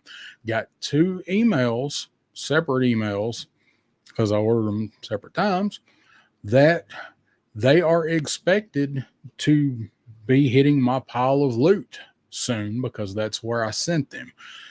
Yesterday, I got charged for two of these guys. So I'll show you guys if you didn't know. Rock and roll. I don't know how, if you are at all in the toy stuff, you don't by now, but in stock at BBTS are finally some of the Operation Monster Force figures. Sweet. So there are 1, 2, I think there's 7, 6 there, 8. So I think there's 8 that are in stock right now. So I did get charged for the two that I ordered that are in wave 1. One of them is, I'm actually only going to tell you guys what one of them are, because of course I'm going to do a video on them. So one of them is, let me find him. This dude right here, I ordered him. The Sleepwalker Heavy Weapons Division guy. Now, one thing about these is 3 of these figures in the first wave are repaints. That's one thing that has me kind of cautious about these guys, is the first wave of figures. We're getting 3 repaints in the first wave, but they are repainted in a way that they don't look alike. But of course I picked this dude because he's the green themed one. I mean, look, let me tell you something, man. When I look at that, I think of Wolfenstein. Yes. I think of Wolfenstein 2. Yep. Yeah, come on. Like, seriously. Definite. You definite can't help Wolfenstein but vibes. 100%. So I really like these dudes. Yeah. Oh, look, Matthew's here to there he merch is. us. Hello, the one and only Matthew Matson. And I didn't want to say, hey, you didn't see Frank come in here, did you, by chance? Frank giving you? Okay, he come in while you were while I was. You were checking out your junk. Yeah. So you're checking your equipment. Great time. So I did just want to make people aware that the first wave of these guys, something we thought we would never see, is an in-stock banner next to these Operation Monster Force guys. Now I got the Joe Fest ones, the exclusives when we were down there. That was like, I was ready to knock people over to get those. They're fine. They're also they're translucent, and this is going to be a different plastic. So I'm curious to see how they move, how they hold up. I know my Dracula has a really, really loose ankle, but again, it is a different type of plastic. Okay. So I can't wait to get these dudes in. I cannot buy many of these figures at $37 a pop. Yeah, it's that price point that's 12 to 13 over or whatever, right? And it's just enough that you think about ordering 4 classified, and you're like, okay, I hit $100 plus tax, 0 shipping on Amazon or Pulse, whatever. But when you think about ordering 4 at $38 a piece, that kind of changes the ball game a bit. That changes your thinking. Mm-hmm. Yeah, I mean, like the bats, I try to get 5 bats. That's enough. 5 of these dudes, though, you're looking at 200, 200 bones plus on that. Yeah. So yeah, it's not something that I'm going to be able to get a lot of, and I'll have to pick and choose on these guys. but I do really like the vibe of them. Like you said, that Wolfenstein, that's straight up what it reminds me of. Look, Is we know Wolfenstein. we know what that figure looks like, right? We Oh don't have yeah, to say yeah, it. we We know. don't have to, but we know. And I look, you've watched Indiana Jones, you've watched many other movies. Nobody can tell me though that the uniforms and that look is not. It is a stormtrooper for a reason, right? And Yeah, it has that absolutely. aesthetic, and it does look fine. It looks Yep. tight. It looks Yeah. good, and in this particular instance, it looks fantastic. So I'm looking forward to getting those. I do not have a ship notice on them yet. They're Okay. processing, and they ship fucking DHL. So it'll Oh probably God. be the end of next week before they Oh, show up, oh, if I'm yeah, lucky. yeah. But I did just want to bring them up because I've only been waiting on these guys for, like 10, 11 months, maybe a year. But these things have been up for a long time. Matthew will know. Matthew, how long have Operation Monster Force been in the works? He'll know better than I do. I know it's Legend been a series. long ass time. Legend series. How you What's doing? happening? What's happening? Legend series. How you doing, buddy? Same time says, how's the head? So guess you had a headache, brother. I hope you're feeling better. Or Read through the comments here. um, Hulkbuster, yeah. Shane said he saw. I want to. I haven't seen the Hulkbuster yet. I want to see him, but that's one you're going to be able to pick up in another month or 6 weeks. For he's going to be on a 30-40% off sale, I believe. Why have they not marked down those damn Spider-Man figures? oh, The dude, Iron Spider and yeah, the Iron Man. I, I, I, I don't know. I I caught a want little both bit of of a. those, but I I want them caught, for about yeah, $10. I caught a little bit of a comment thread kind of about that a few days ago, I think. Yeah, I really don't know. But you know what? It's weird. There's a lot of things I find strange when it comes to pricing and the way that things are discounted Yeah, or decided. We could go on and on and on down a rabbit hole yeah. about it. So that's yeah, you're right. I mean, Target when Targets gets ready to get rid of shit, they get ready to get rid of it. Oh yeah, they don't play. Walmart thinks it's gonna hatch into gold if they sit on it for 6 or 8 months, but Yeah. that's neither here nor there. We all know that's the deal. Matthew says I want to say 2 years. It was after the Naughty or Nice line did pretty well, so I was actually thinking it was a little bit longer than that. So from what I'd heard, but either way, guys, they're finally looks like they're finally here. I still don't think I'm really going to believe it till I've got one sitting on this table. But Monster Force is coming, and looks like we might actually have some of them before Halloween. So I mean, fingers crossed. that'd be awesome. Yeah, Now, the 10, 11 month kind of thing, that's always a little bit of a tough kind of run. Um, but there's people that I watch that are, do videos and this and that, and they collect all kinds of stuff, and their stuff they've been waiting on for 3 years, right? Like so. That's you talk about patience. Like three yeah. years, waiting on Well, like something you like ordered. Matthew and his Robo Skull. Well, yeah, right. Yeah, brought that up last night. Yeah, Yeah, for sure. I can't Mhm. wait to just see somebody that's got it in hand and able to play with me. We saw that prototype, but at Joe Fest, but I Yeah. can't wait to watch some reviews on it when it finally gets there. So, Yep. um, all right, well, that is, I think, all of the news and stuffs like that I've got. I am going to let Pop entertain you guys for a couple minutes and Walk the dog, baby. Walk go the go dog. go walk it like a dog. Yeah, I'm gonna gonna ride in a basically jaggy with daddy. I'm gonna turn around and grab something, and I'm not leaving. So, but I am gonna grab something, and I can't wait for you to see it because this is Thriller. No, I'm kidding. Me or them, because I'm gonna be gone for a couple minutes. Not you. Oh, okay. Yeah, you do All your right. thing. You do your thing. I'm here. I All just right. got to grab something for the audience. remove that. All right, ladies and gentlemen, I'll be back in just a minute with a fresh cup of coffee and a dog that does not have to pee.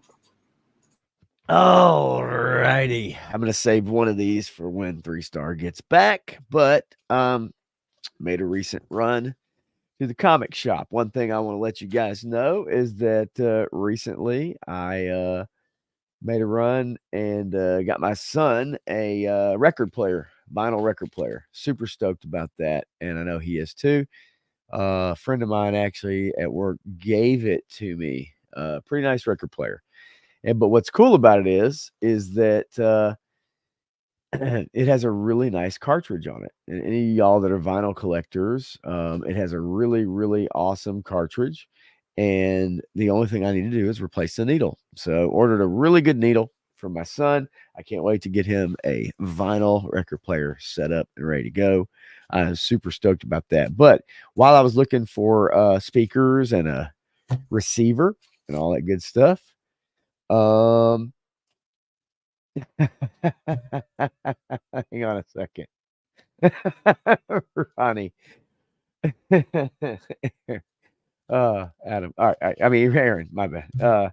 Yeah. I love it. Love it. Love it. Love it. Anyway, you know how sometimes like you go to the comic book store and all of a sudden you just kind of go ham crazy, right? I kind of did that. But while I was looking for speakers and a receiver for my son, he's got some Frank Sinatra. I love it. My son is not a fan of new music. He loves Sinatra. He loves Queen. He loves the Police.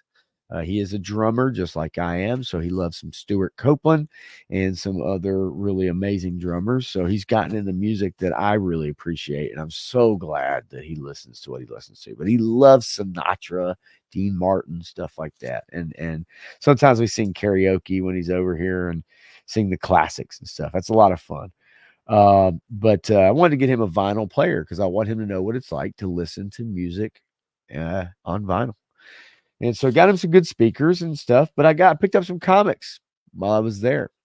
Uh, got him some good comics. And just real quick, let's see. Yeah, Shane, same time says, I wish I still had my good record player. I got a shitty one now. I still love it. You know, if you can hook it up to just some okay speakers, you have an okay needle, man, then you can get the bass and the mid range out of it, you know, a good magnet and everything. I don't know a lot. I don't know a lot about record players. Okay. So I really don't. Um, had them when I was a kid, but there are some amazingly expensive vinyl record players out there. It is crazy. And I was learning a lot about that over the last few weeks, researching and stuff like that. But Shane also says, I love Frank and Dean, listen to him every day. I love that too, because there was a period in my life where I listened to a ton of Frank Sinatra. Matter of fact, Frankie was a good date night thing for me. When I would cook for a girl, have a girl over to my apartment, I would cook for them. I'd grab some red wine and I would put on Frank Sinatra's greatest hits. That was my thing. I loved it. It always worked out pretty good for me. Good dinner music. Menjoza says, love the Rat Pack. Yeah, man, for sure. All right, so real quick, let me see if I can hide current banner. Yeah, I can. I do have that permission. All right, so look, picked up Scarlet #4. I think the Scarlet limited series run. You guys, let me know what you think in the chat about that. The limited Scarlet run, I think is okay. I said the other night on Punk Stream it was kind of mid. I love Cobra Commander. I love the Duke run, Destro. The Scarlet series, it's okay. I am a huge Storm Shadow fan, but there's a couple changes, a couple things in the Scarlet book I'm not crazy about. If you guys know me, you probably know what that is. But nonetheless, I still love some G.I. Joe, baby. And Yo, while Joe. we're yeah, baby. Let's see. And also real quick, Ronnie Trickshot says Von Ryan's Express, one of my all-time favorite movies, Crimson Cobra Commander. I personally never understood the appeal of records. To me, the only sound only to the sound does is any as sound any different. Make sure I understand that. I personally never understood the appeal of records. to me only to the sound. Does as sound any different? I'll make sure I get that I don't right. think he likes the sound of records. It Doesn't like sound any doesn't like different. vinyl. Legend series is Frankie Blue Eyes never goes out of style. I agree. Pops is a I old did it ladies my man. way. Turk Murphy, you are correct. Back in the day, definitely a ladies man. And I probably played that up way more than it really was. Back when it mattered. Yeah, Frostbite. Yes, the Deathstroke comics are the big kicker right now, and I'm going to show you Destro number 3 right here. Pick that up. Have not read it yet. I did get. Let's see. So I showed you Scarlet number 4, Scarlet number 5, right there. I'm going to show you Destro number 3 and Destro number 4, right there. I'm going to show you G.I. Joe, Real American Hero number 310. Picked that up the other day. Also got More Than Meets the Eye, number Nice. 13. And who's on the front cover? Who's that? Starscream, baby. And if Starscream. you read the last couple issues, you'll understand why Starscream looks like shit. This is a new comic coming out, Star Wars, The Battle of Jakku, Insurgency Rising. This is issue number 1. I picked this up because I do love Star Wars, contrary to popular belief to some streams. I do love Star Wars. And then this is the Marvel 50. This is the Luke Skywalker one that came out last month. This is the Darth Vader one that came out this month. And I'm excited to read both of these because I do love some Star Wars, just not Disney Star Wars. So we'll see what they treated these books like, and I'll read them, and I'll get back to you on maybe a Friday Night Unfiltered stream that I have this Friday, and I have a special guest coming up this Friday night at 10:30 Eastern. G.I. Joe, Real American Hero. This was on one of my birthday cakes, number 43. Best cover ever. Best cover ever, baby. And this was one of my birthday cakes, and I found this in good shape. This was $5. Not perfect, not graded, but boy, oh boy, what a great issue and what a great cover. Really. You know whose first appearance that was, right? That was hang on. He was at Joe Fest with me And tried to self-delete. yes, Scrap Iron. Yep, right. Yep. Took me a second. Yeah, Shane, Same Time Toys. Look, these covers, this reason I held out for these because they have different covers on this Star Wars 50 book from Marvel. But I really do like these, and both of them have a really good long story, and then a B plot, C plot. Can't wait to read these. They look fantastic. Anyway, so just wanted to show those off while 3-Star took a little break, took the dog out, and I love comic books. I always have. I've recently got back into collecting them. I bought a long box. I've starting to get my Punisher collection back into shape, and obviously some others. I got my original Transformers series from 1 through probably 10, whatever. Anyway, so that's that. Real quick, y'all, I'm gonna run to the bathroom and come back, right, and then we're gonna get into this topic because I think it's gonna be fun, and I hope you guys will enjoy it too. Right. I really do. So if that's cool with you, I'm gonna get it on real quick. Yep, go ahead. I'm gonna take a minute to plug somebody else. So I love that. Plug away, my friend, and I will be back. All right. So we are a little over a week away. You guys probably all know this is coming up. This is gonna be. There we go.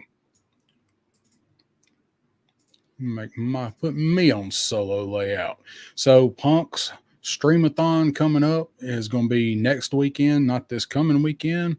Next weekend, I'm pretty sure everybody probably is aware of this, but we're all trying to bring some awareness to it. And it is going to start at noon on the 25th and go till, I believe, at least midnight the morning of the 27th. Might possibly go longer. So everybody in here is probably aware of it, but we're just trying to keep it in the forefront. Punk is doing this in conjunction with Sarge and Red's, which is a toy store that is near him. They are going to take all of the money that Punk raises through the Streamathon and buy toys to donate to Toys for Tots this year. So it is a really good cause. I hope everybody tunes in for it. Punk has released the schedule. It's on his socials. It's going to have a lot of different shows, a bunch of different YouTube content creators on with him, and then he will have, as I understand it, some open space where people can just come on and, I don't know how he's going to set that up, but it'll be kind of like a Punk's Pit, except it's not going to be members only. So to kind of fill in the gaps, going to be a lot of different shows on. I believe Frostbite's going to be on with him. Believe Allison Troy is going to be on. Travis and Ed are going to be on. Shark Eyes and Ronnie are going to be on. Just a whole lot of different variety of stuff. Legend says he's hoping to be on as well.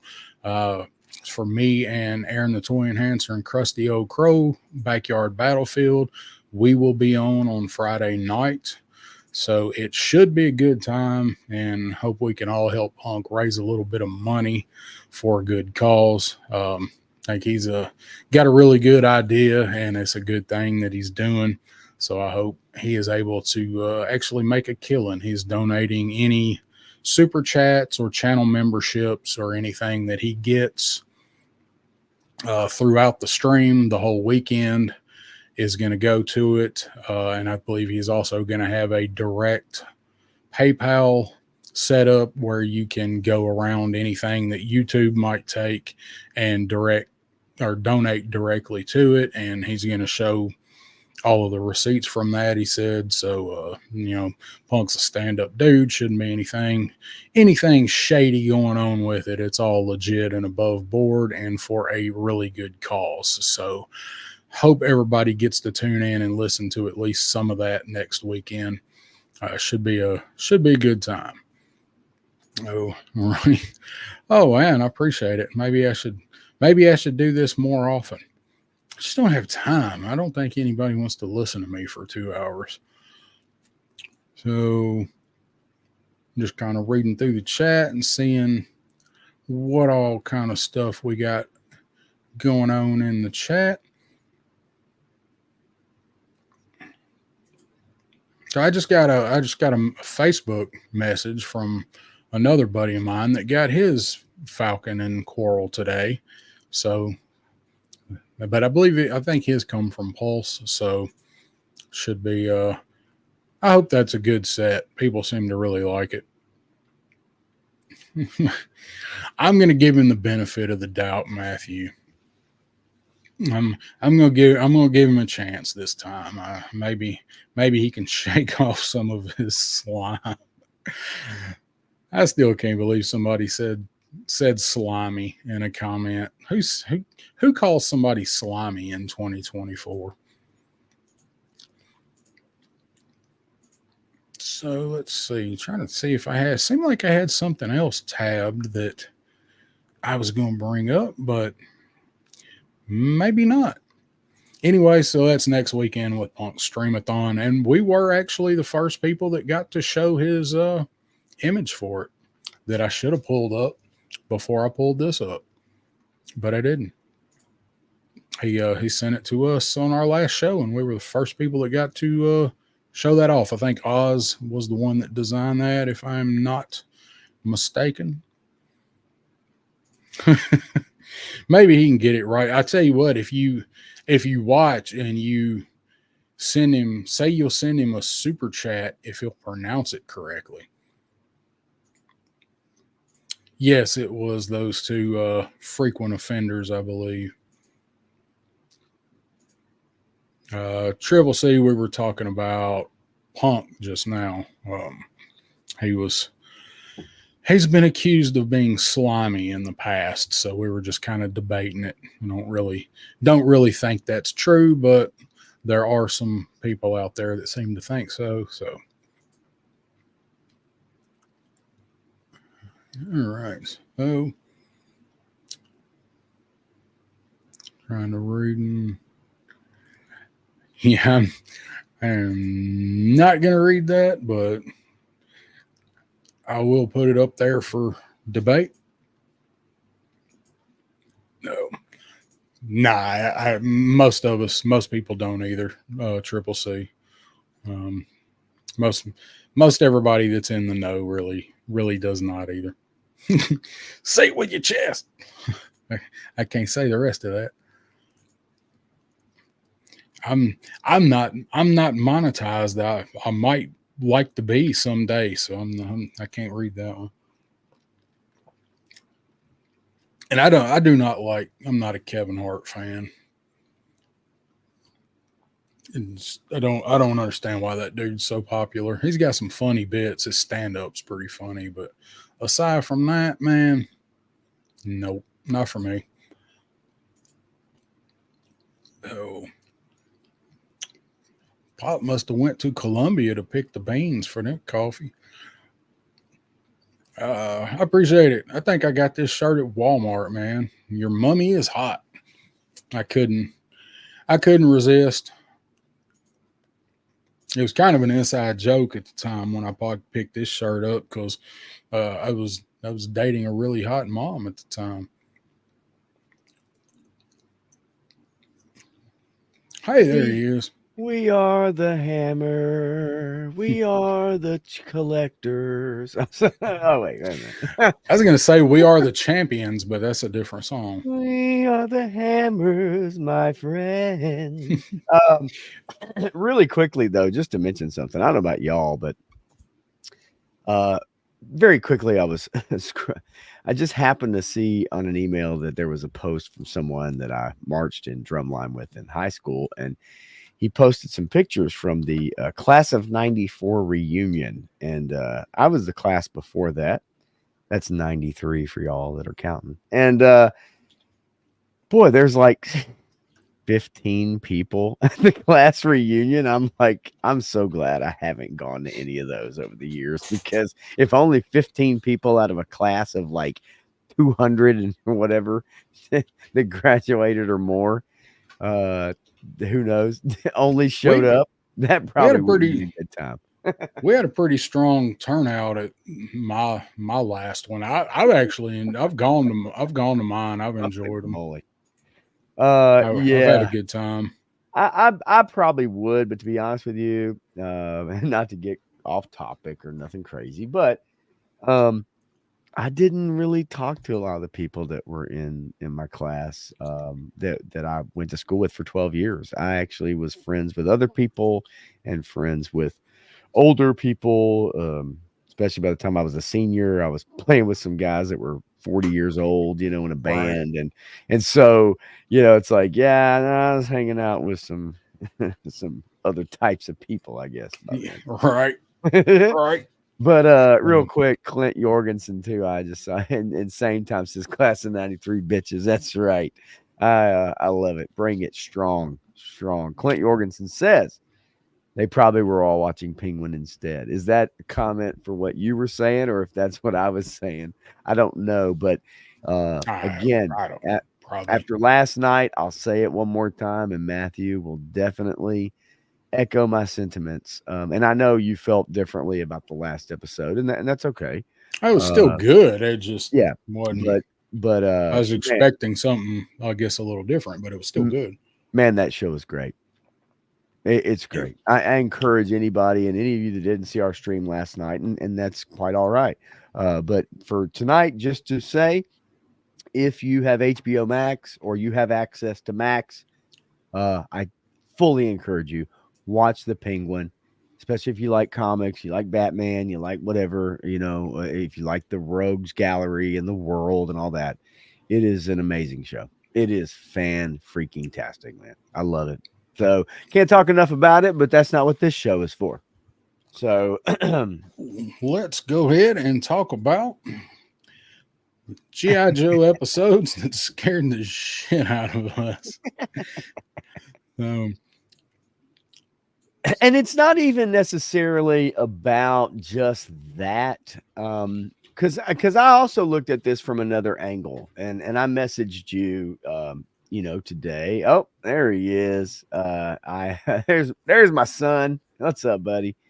Um, he's staying up for an eBay bid on something. Actually, he is into World War I clothing and World War I, very big World War I history buff. And I really appreciate that about him. And so he is trying to make sure he doesn't get outbid on something. I imagine. Maybe it might be some pants, might be a shirt, might be a uniform. Um, could be a lot of things but he is a World War I buff for sure. Um, Same time toys. I'll tell you what, man. If you're an XL, I will get you a shirt. If you email me or DM me on Instagram your address, I'll be glad to send you a shirt with the logo on it. No, most definitely, and I appreciate that. That's very very nice. Um, but yeah, real quickly, I do though. I appreciate that about my son. He is old school, man. He's got an old soul. He likes old music. He likes, and I say old music. It's old. It was old music to me. But and I mentioned that while you were out, walking pretzel and everything. He's into Frankie and Dean and loves the old The crooners. standard crooners. He loves Queen and rock and roll, and he's playing drum set now and the Police, Stuart Copeland, great drummer. And so yeah, man, like he's into that stuff, and I really love that. I do appreciate it. Not a big sports fan. That's one thing I am that he's not, and that's okay. But we have music and we have video games, and I really appreciate that. So glad he's here for a little bit, waiting on that bid here in just a few minutes, I think. So anyway, but yeah, this topic you and I messaged, and I think it's kind of fun because it doesn't just have to be horror, right? I think these episodes fit into really a few categories, but I Yeah. do think that there's a few comments that I have to make about a couple of the ones for sure that I really focused on that I think would make great movies that have horror elements and have suspense elements, but also have some great camera work within the animation, that have some great dialogue lines, that have classic tropes within horror movies in a way. And so I picked a couple episodes myself that I thought really fit and were really fun. And so I can't wait to see what you brought up as well. And so yeah, man, like I just thought, obviously for Halloween, and you and I, look, full disclosure, right? I'm not gonna tell people how the sausage is made. All right. But full Right. disclosure, when you're coming up with topics, and I've talked to friends who have struggled with this, I've talked to friends who have no problem with this, trying to come up with topics, especially if you're in a niche kind of market, right? If you're in a niche kind of episode or niche kind of thing, trying to come up with topics, man, like there's sometimes all kinds of things that come to you. And then there's sometimes where it's very difficult. And you're like, okay, well, what can we do? What can I do? What can I do? What can you do? And sometimes that's difficult. Uh, you know, um, but I think we kind of pulled it together, right? And Yep. I think that it's that's usually what happens. And I think it'll be fun to go over these GI Joe cartoon episodes that not only maybe scared the shit out of us, but made us think about some things and the way they relate in this season to Halloween, to horror, suspense, thrillers, and stuff like that. Yeah, So there's definitely a lot of episodes that were very like dark, like very some of the stuff that was it was a kid, it was a kid's show at the end of the day, so a lot of it was more implied, like consequences of things that were going yeah, on or could happen was right. heavily implied. So but there's a few episodes to me, so the way I approached it is episodes that are basically like really living a horror movie for whatever reason, and I'm gonna like look at them and kind of compare them to some other horror movies to give you an idea where I'm coming at with the ones that I picked out. I love it. So I if love you it. want to start off, and we've got a couple that we also like, there's some low hanging fruit with these Yeah, episodes when seriously. you start talking about, oh, well, what's a scary episode? Like there's two or three that really come to the front of the mind, and I'm sure some people are probably thinking about those, and we're gonna mention those too. They were just too easy to pull up as, like, if we picked a couple, like those two are always going to come up for everybody. So Yeah, for sure. And I think that you're right. There are some low hanging fruit, very easy. One of those that we'll maybe talk about here in a little bit as well, that I immediately thought of, and then it was kind of like, that's too easy. So and obviously in the chat, you guys throw out your ones that you really like, that you think would fit into a horror genre, or kind of, fit the theme and the season and stuff. And also part of this too was I was thinking about, hey, sweet, you won the bid. Love it, buddy. I'm glad you got what you congratulations. wanted. And so I feel like, hey, there's a couple things I'd change about this, or there's a couple things that I think I would rework or whatever. So anyway, so let me get into it. I want to, hopefully this will share as a freaking yeah, trust Kick me, ass same and I go to time. bed. That's the message I sent to him. Okay. So I was like, you need sleep. He stayed up way too late. All right. Phantom Brigade. Phantom Brigade starts out. Major Blood and Cobra are attacking a Carpathian. It's called Costco, by the way, at least by the by the captions. And by the way, the captions are hilarious in some of these episodes because they really don't match up. But Major Blood and Cobra are attacking a weapon center. And so, I'm going to flip through these a little bit. And notice the uniforms. Notice the uniforms, right? I love this. The details about the G.I. Joe cartoon. I love this, man. And Turk Murphy's, man, look, hey. Oh, you're talking about Steeler, the tank driver. Anyway, Yeah. so I know. But the uniforms, I love it, right? This is Carpathian. It's inferred as like, your Soviet or un-American uniforms. And I love Yeah. that. It looks very Soviet, very 80s. Look like a Soviet. bunch of Colonel Brekhovs shooting. Absolutely, There. right? I love it. And so anyway, Cobra's attacking, G.I. Joe comes in. And then I love this. This is so great. You get Scarlet in a plane, and she's like, hey, Scarlet, a convoy's coming in. Duke, come in, please. And Cover Girl, who's riding with Duke, says, Right. don't worry about Duke. He's right here beside me. And Scarlet is like, yeah, I'll just bet that he is. And it's so funny because the relationships that we knew, but that are different in the comics, there's just a funny play there between it. And as a kid, it shows you Duke and Scarlet are a thing. She's jealous, and yet she's in the middle of a firefight. Right? And I'm just like, this is great. But it also, from a horror movie, from a thriller movie trope kind of thing, where you have the boyfriend, girlfriend kind of thing, right? You set up those relationships early. Who's going to get, the act, who's not, whatever. And so anyway, and so then we get Gung Ho, who has an interesting interaction with these two soldiers who have accents, and he saves them kind of from getting blown up or whatever. And he says, as I started to say, you guys sound just like Count Dracula. That's I can hear it.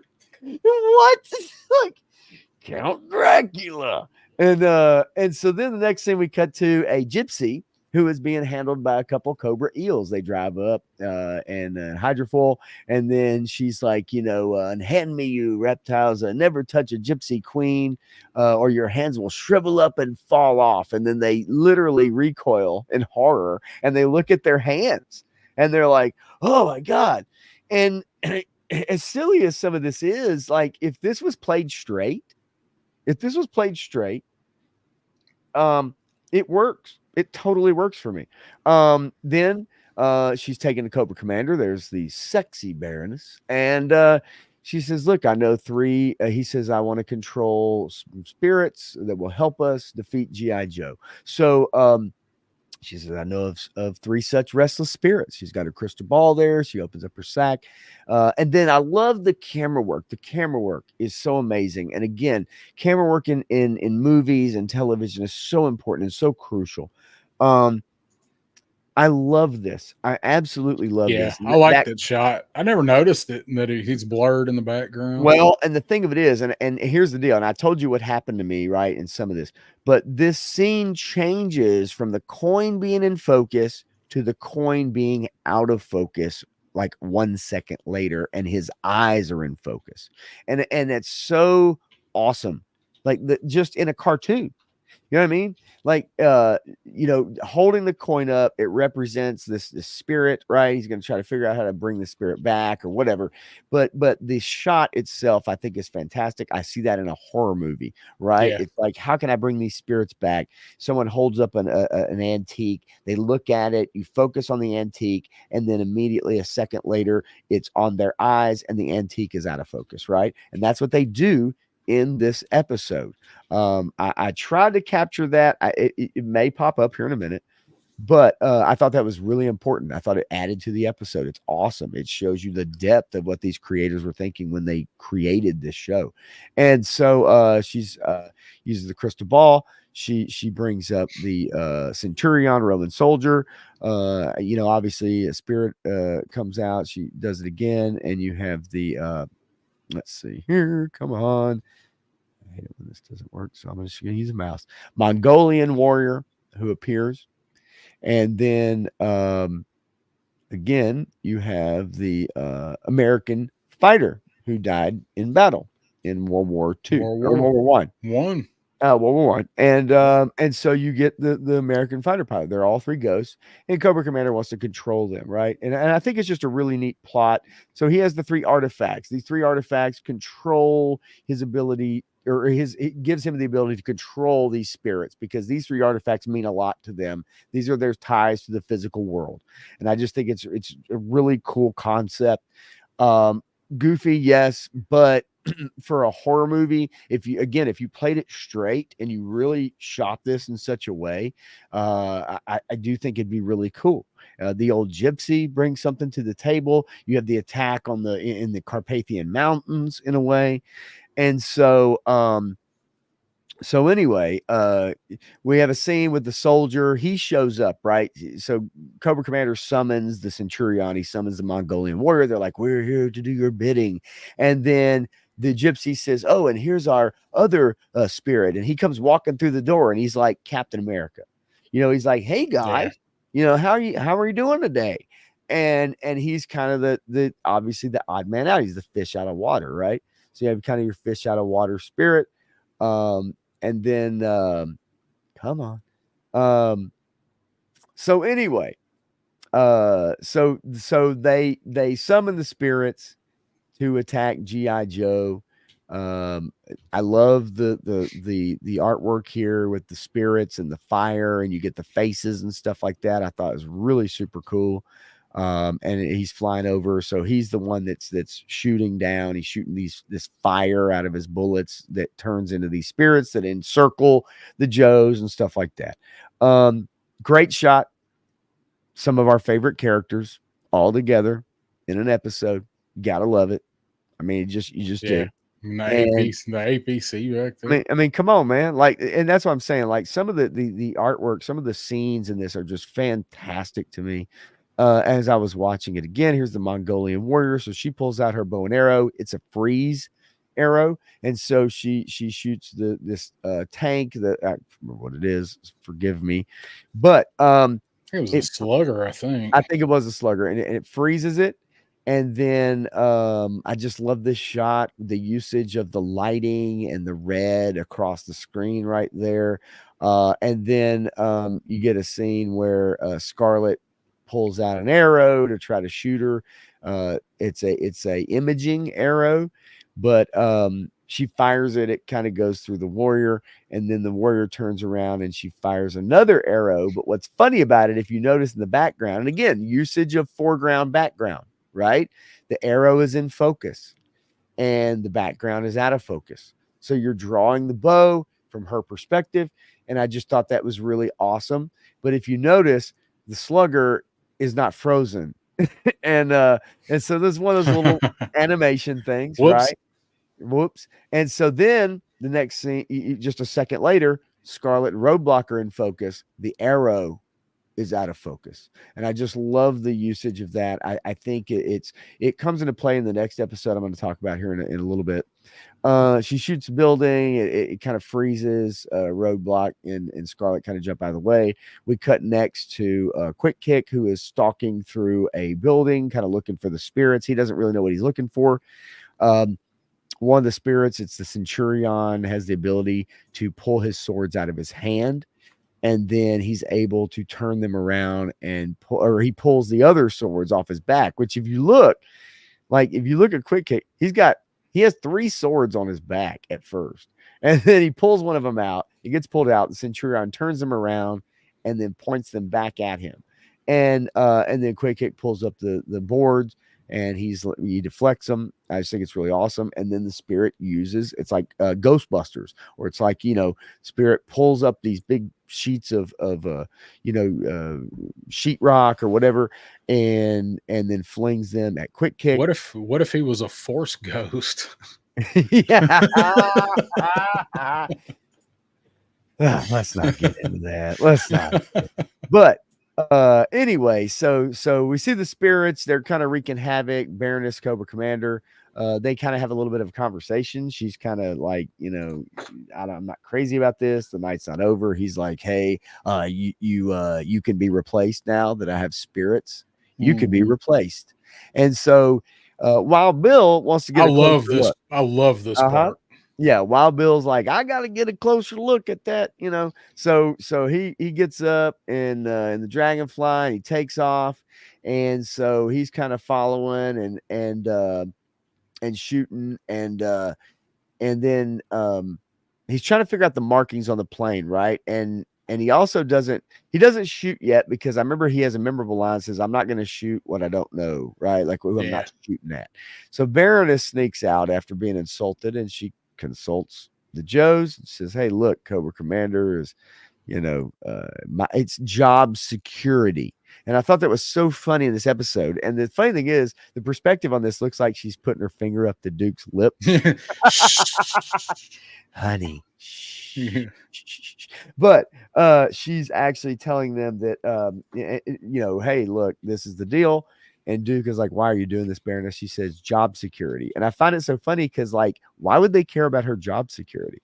And they should be taking her into custody. 100%. What information she's got. Yeah, 100%. So she says there's 3 artifacts, 1, 2, 3. As you can see, there's 3 artifacts. So in the next scene, as you see Wild Bill still chasing the pilot, he has an American flag in the cockpit. And he says, I had this from Veterans Day. And Cover Girl holds it up, and the pilot sees the flag and recognizes that's an American flag. And he is an American who fought in World War I. And so he immediately is like, what am I doing? Like, why am I attacking these people? So he lands. Wild Bill is amazed. Obviously, Cover Girl's looking at Wild Bill's ass. And she's like, he looking good in them Hey, Wild Bill. What's up, Mython? The Python just joined us. Hey, what's up, Mython? What's up, buddy? And Cover Girl's probably like, Wild Bill really fills out them jeans. But anyway, he is a real cowboy. That's right. So Wild Bill realizes that he's a ghost, but they have a conversation, and he says, I'm not looking at you, I'm looking through you. And I thought that was just a great line to capture here with the captions. And then of course, the young pilot, he has a girlfriend, and the locket was his, it was his connection back to her back in World War I. And he convinces the other two spirits that, like, hey, look, these people are actually on our side. We're taking orders from an evil person, whatever. And so they make fun of him, though. They actually make fun of him because he doesn't realize that he's dead. Yeah, And that's that's right. I forgot about that part. it's a very interesting scene. Like, he, again, it's a GI Joe cartoon, but there's some certain scenes in here that are very good, and if you want to look at it from like a horror movie aspect or a thriller, suspense thriller, there's some good stuff in here that someone could actually work with. And this is a situation, you have someone who doesn't understand that they're dead, and so they're laughing at him, right? Like, they're like, you're stupid. And then they decide to attack the Joes. The Mongolian warrior, she's able to put this freeze arrow or freeze on them again. And then all of a sudden, she realizes that she was married once, and you can see it on her face in that last shot. She was married, had a husband. So we have a snow serpent who has no eyes, and he reports back to Cobra Commander, and he's like, "Hey, Save look, some money on the animation on that guy, man, didn't you they? see it. You see, look, see it sometimes. The thing is, he's reporting back to Cobra Commander. However, Snake Eyes and Snow Job put the Snow Job on him and knock him out. And they realize he had a plan. They overheard him, so they and Timber take off running. And then we get the hovercraft, right? We get the whale in here. We get the Joes riding with our ghosts. It's a little bit of a quick turn for the Ghost other two riders in ghosts. the sky. Boom, boom, boom, boom. And so they all take off. And then I love this right here because Roebuck's like, I wonder what it feels like, after. And as a kid, that line, like, Yeah, think about this. When you're 8 years old, 9 years old, and you have one of your heroes, one of your favorite characters in a cartoon, that it's a kid's cartoon, that brings up the question about the afterlife, and yeah, is like, look, I wonder what it feels like, after, what after means. yeah. And so I thought that was very interesting. I thought it was a really great line. And again, within a horror movie concept and stuff like that's totally believable for somebody who doesn't, they're dealing with some unknown entity. They don't know what this is, but they know it's ghosts, and they're like, what does it feel like? Because they just met one that's sympathetic, right? And so next thing you know, door blasts open. Joes are blasting into the Carpathian castle. Cobra's there to defend, and then we get a great shot of Scarlet just kicking the crap, right? Just and I love that. And Ninja then kick. and then we get a You, Firebat pilot yeah, you didn't here. see AVAC very often in the Nope, you cartoon. didn't. And Timber makes work of him. And I love Timber is in the action. Then we get again, I think this is Major Blood, gets shot down by Wild Bill, and he's obviously, we get our classic GI Joe jumping out of the vehicle or Where's his parachuting. parachute? It's not, but that's because he lands in Oh, he water. lands in water. That's He right. does. Then our three spirits confront Cobra Commander. Cobra Commander is like, hey, back away. And then he's scared, and he runs down the stairs, and he runs past Duke and Gung Ho. They just let him run right past them. Now he's got a gun. He's got the classic gun in his hand, but look at the eyes. They I'm scared like, me derpy. what is going on there? So anyway, he runs It's past him. like He some runs of the down. classified figures they put out. Yeah. He runs down the stairs, and then he is confronted by a skeleton.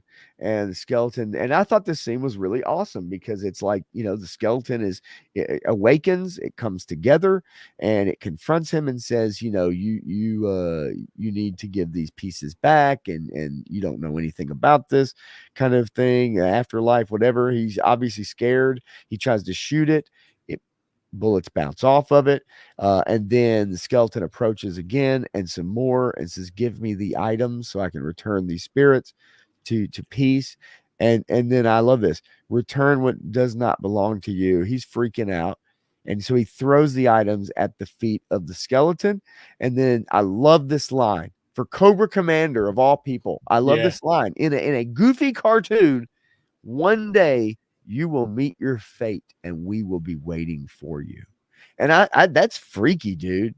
You Like know, that's you could redo that with the Mythic Legion, the skeleton builder dude, because he's absolutely. got the pointer finger. And look at this, like the skeleton up on him, just I mean, you know what I mean? Like, and and and uh and he's just freaking out. I mean, look at him. Cobra Commander is just scared to death of this skeleton. You know, he's not being a Yeah. coward like he is with G.I. Joe. He's like, let me go. And so he runs away. And then this is not royal mackerel. Duke says, holy mackerel. But the captions are so bad. Royale mackerel with cheese. That's right. And we get Gung Ho without his hat, of course, again. And then he speeds off in a hydrofoil royal mackerel. Dude looks, the head snake's making a break for it. And then we get the scenes really tying up the end of it. And the spirits get their items back. And she puts on the wedding band, remember her husband.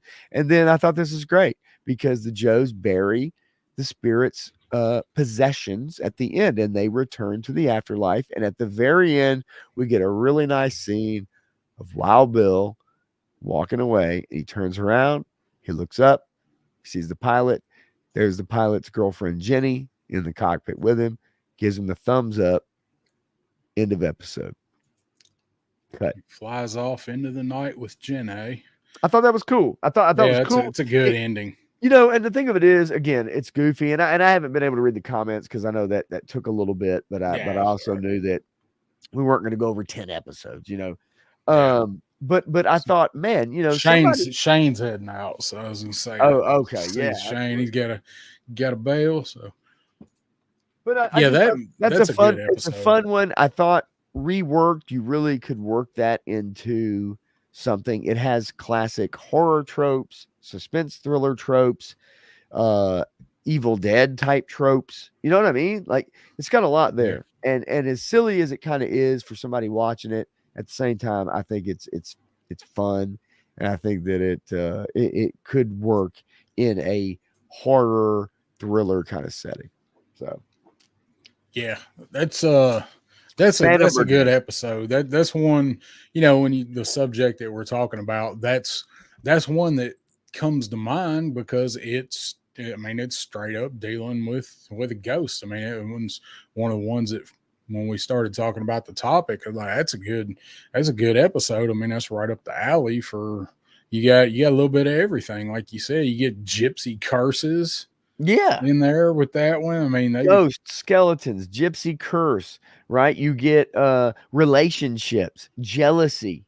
Yeah. You know, within the episode. Like, and we'll see it again in the next one that I picked. We'll kind of see it again in that too. But it's interesting. So yeah, I thought that was fun. That was a good time. You know, going through it, watching it again and pulling some screenshots and stuff. So that was fun to do. What about you? What about you? Fire one at me here. All right. Well, I did not do screenshots because I didn't really have time to do it. So I'm just going to pull up the episode and we're going to kind of skip through it. And I'm going to give you kind of a rundown on what happened. And mine's not quite as in depth. I'm just going to go over the basics of the plot and kind of what I think that would compare to a good horror movie, or what would make probably not a good horror movie in this case. But let's talk about the greenhouse effect. Probably not one that comes to mind much when you think of what G.I. Joe episodes would make a good horror movie. So this one is actually really, really goofy. This is the one where you got the doctor and he's creating a nitrogen-based fuel, and he's showing it for some reason to Barbecue and Alpine and Bazooka. And then you got this Cobra operative who's disguised as a janitor, and you come find out that this is Fred 9, I believe, was who this guy is. So does not look like the Crimson Guardsman that we have come to know and love. So Cobra Commander tells this dude to come out go steal the rocket fuel. So big fight ensues, and this dude takes out Bazooka, Alpine, and Barbecue with a mop and a bucket and gets away from Wild Bill. I forgot Wild Bill's there. So this dude gets away, throws Bazooka out a window, takes off running. And he's on the run from the Joes, and he finds this greenhouse. And he stashes this stuff in this greenhouse. And he gets in touch with Cobra Commander. He runs off and leaves it in there. So in the meantime, you have this dude right here, and Harvey Lashup. Yes. And this like comically like ridiculous gardener dude. And he owns the greenhouse, and this is a guy that is like obsessed with his plants. There he is. Yeah. Dude is like, he's got overalls, and got this big goofy hair. I was gonna say goofy haircut, but that's kind of what I look like without a hat when my hair's down. So I'm gonna renege on that. So this dude sees somebody in his greenhouse, and he calls the cops, and the cops don't want to come because they've been there 187 times for this dude, seeing people breaking into his greenhouse to steal his secret plant food formula. It isn't a 187 a police code too. Yeah, for homicide. Okay, I just want to make sure. So yeah, it's so crazy though. Yeah, I when I was reading through this, I'm like, really, because this was about the time that the gang warfare was so bad in LA, and out on the West Coast. Yeah. This was prime Definitely. colors setting time. So I thought it was interesting that the cops had been there 187 times. So basically, this dude helps the cops catch Fred 9, and the cops take him away, and there he is with his if I can freeze it there, in his overalls. He's talking to his plants, and he's got this big county fair coming up that he's trying to get his plants ready for. He's talking to his plants. He's got this plant food that's going to win him all these prizes, make his plants the talk of the town. Well, of course, what happens is the secret nitrogen-based rocket fuel starts leaking out and affects all of his plants. And I saw it right there. You said it. It goes all Little Shop of Horrors. Yeah. It's awesome. It's a great setting for like a horror. Yeah, it's awesome. So you got Crimson Twins scolding Fred 9 for losing it, and you wind up, they get him out, and they go out. He tells them he hid it in a greenhouse, and Destro, they're like, how many greenhouses there are in this state? So they go out canvassing the neighborhood, looking for the greenhouse that this dude hid his stuff in. So meanwhile, it's back at old Harvey's place while they're looking for it, and then the stuff starts spreading, making all of his fruits and vegetables grow. I mean, look at the size of those grapes. Yes, I know. And the watermelon. I mean, it's this freakishly large. I'm going to take them to the county fair. Yep. So that's exactly what it does. There's your eggplant emoji. I bet there's some people that like that eggplant emoji out there. That's roughly about to scale. Yeah, there you go. Wait, what? So this stuff winds up getting all out of hand, starts growing. The Joes show up. This is a banana that explodes. Yeah. It's got exploding bananas. So basically, you've got the Joes and the Cobras trying to retrieve this formula while all this crazy shit with these plants is going on. Oh, you can hear that, can't you? Can't you hear that picture of Destro laughing? Yeah. Arthur Burghart. So there's the plants that are piercing vehicles, just all kind of, you got this crazy fight ensuing with Joes and Cobra Commander with the lima bean says he's gonna, he's going to take over the world with vegetables, and nobody's going to be able to stop him. So that right there is reminiscent of Revenge of Cobra with the vines, where they seeded the vines, and you've even got the sound of them growing too. Yeah, They have that great sound effect that yep. or whatever they Your use. senses, Destro.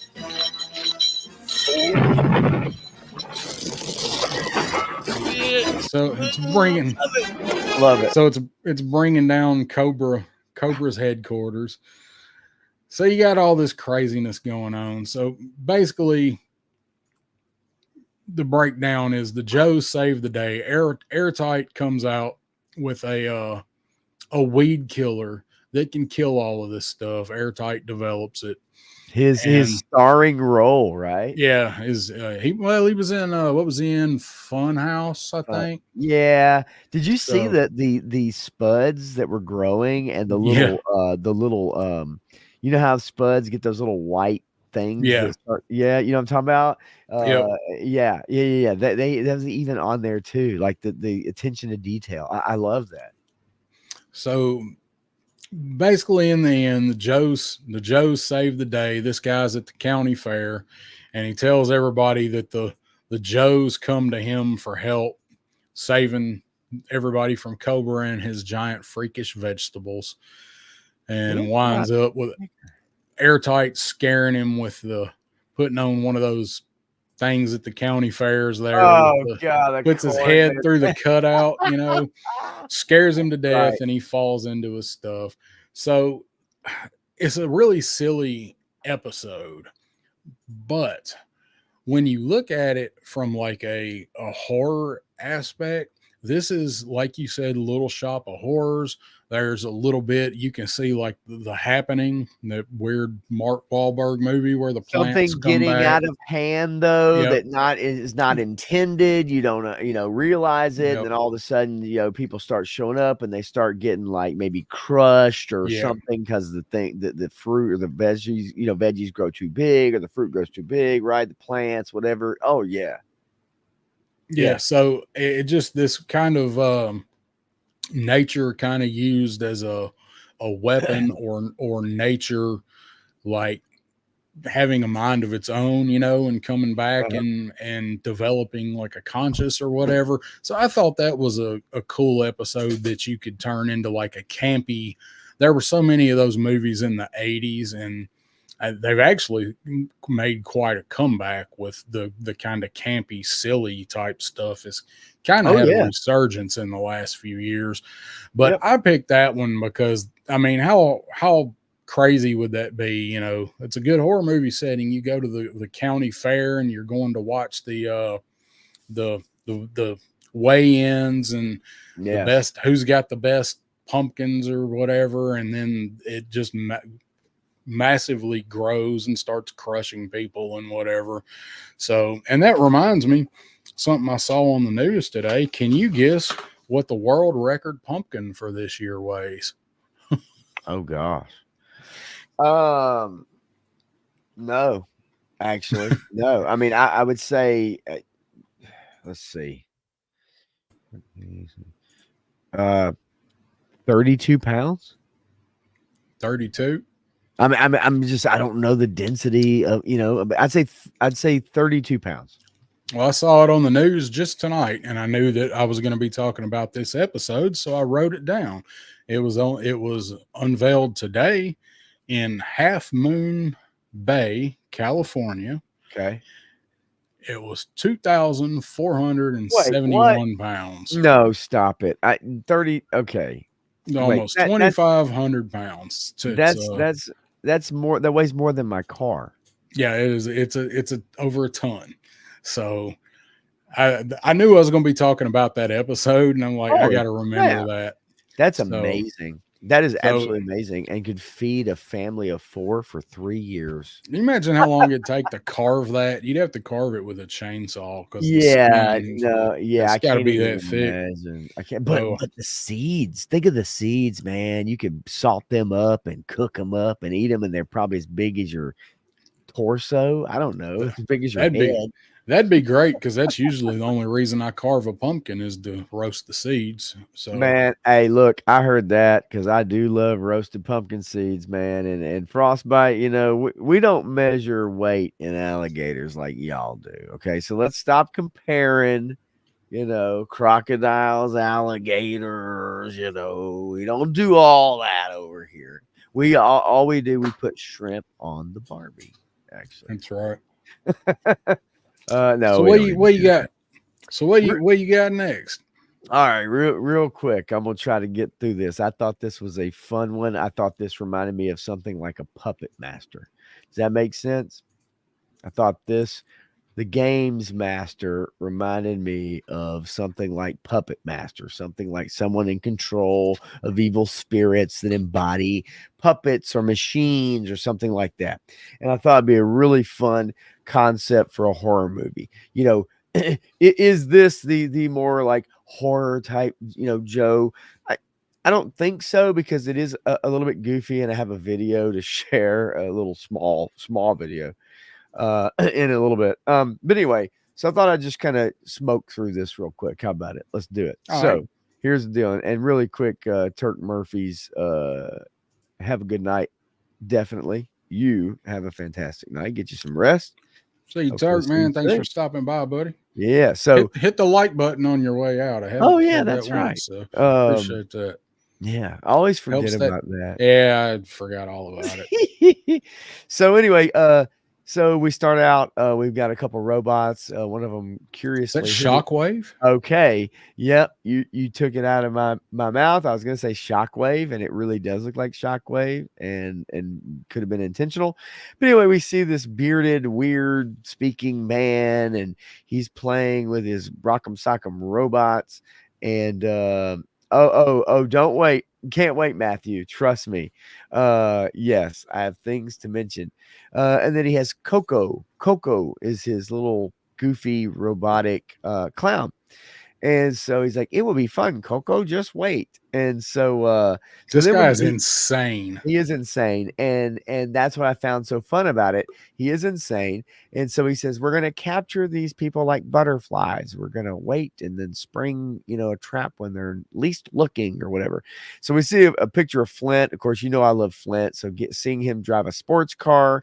And so he's on his way home. He pulls in the garage and gets out. And as he's walking in, we need that Flint. Yes, that'd be awesome, actually, dude. We need all of the it's a costumes. Super 7, it's a Super 7 Flint for sure. So anyway, he's coming home. He lives in like a hotel, I guess, in Miami. I don't know, but that's what's implied. So he's coming home, walks in, waves to the guard. Hey, or the front desk person, the clerk. What's going on, buddy? He's got this massive computer there. Anyway, so he walks in, and then it's like, we're going to capture him when he least expect it. So he gets in the elevator, and he presses the button, and he goes up to floor number 5. And then all of a sudden, the floors start to disappear.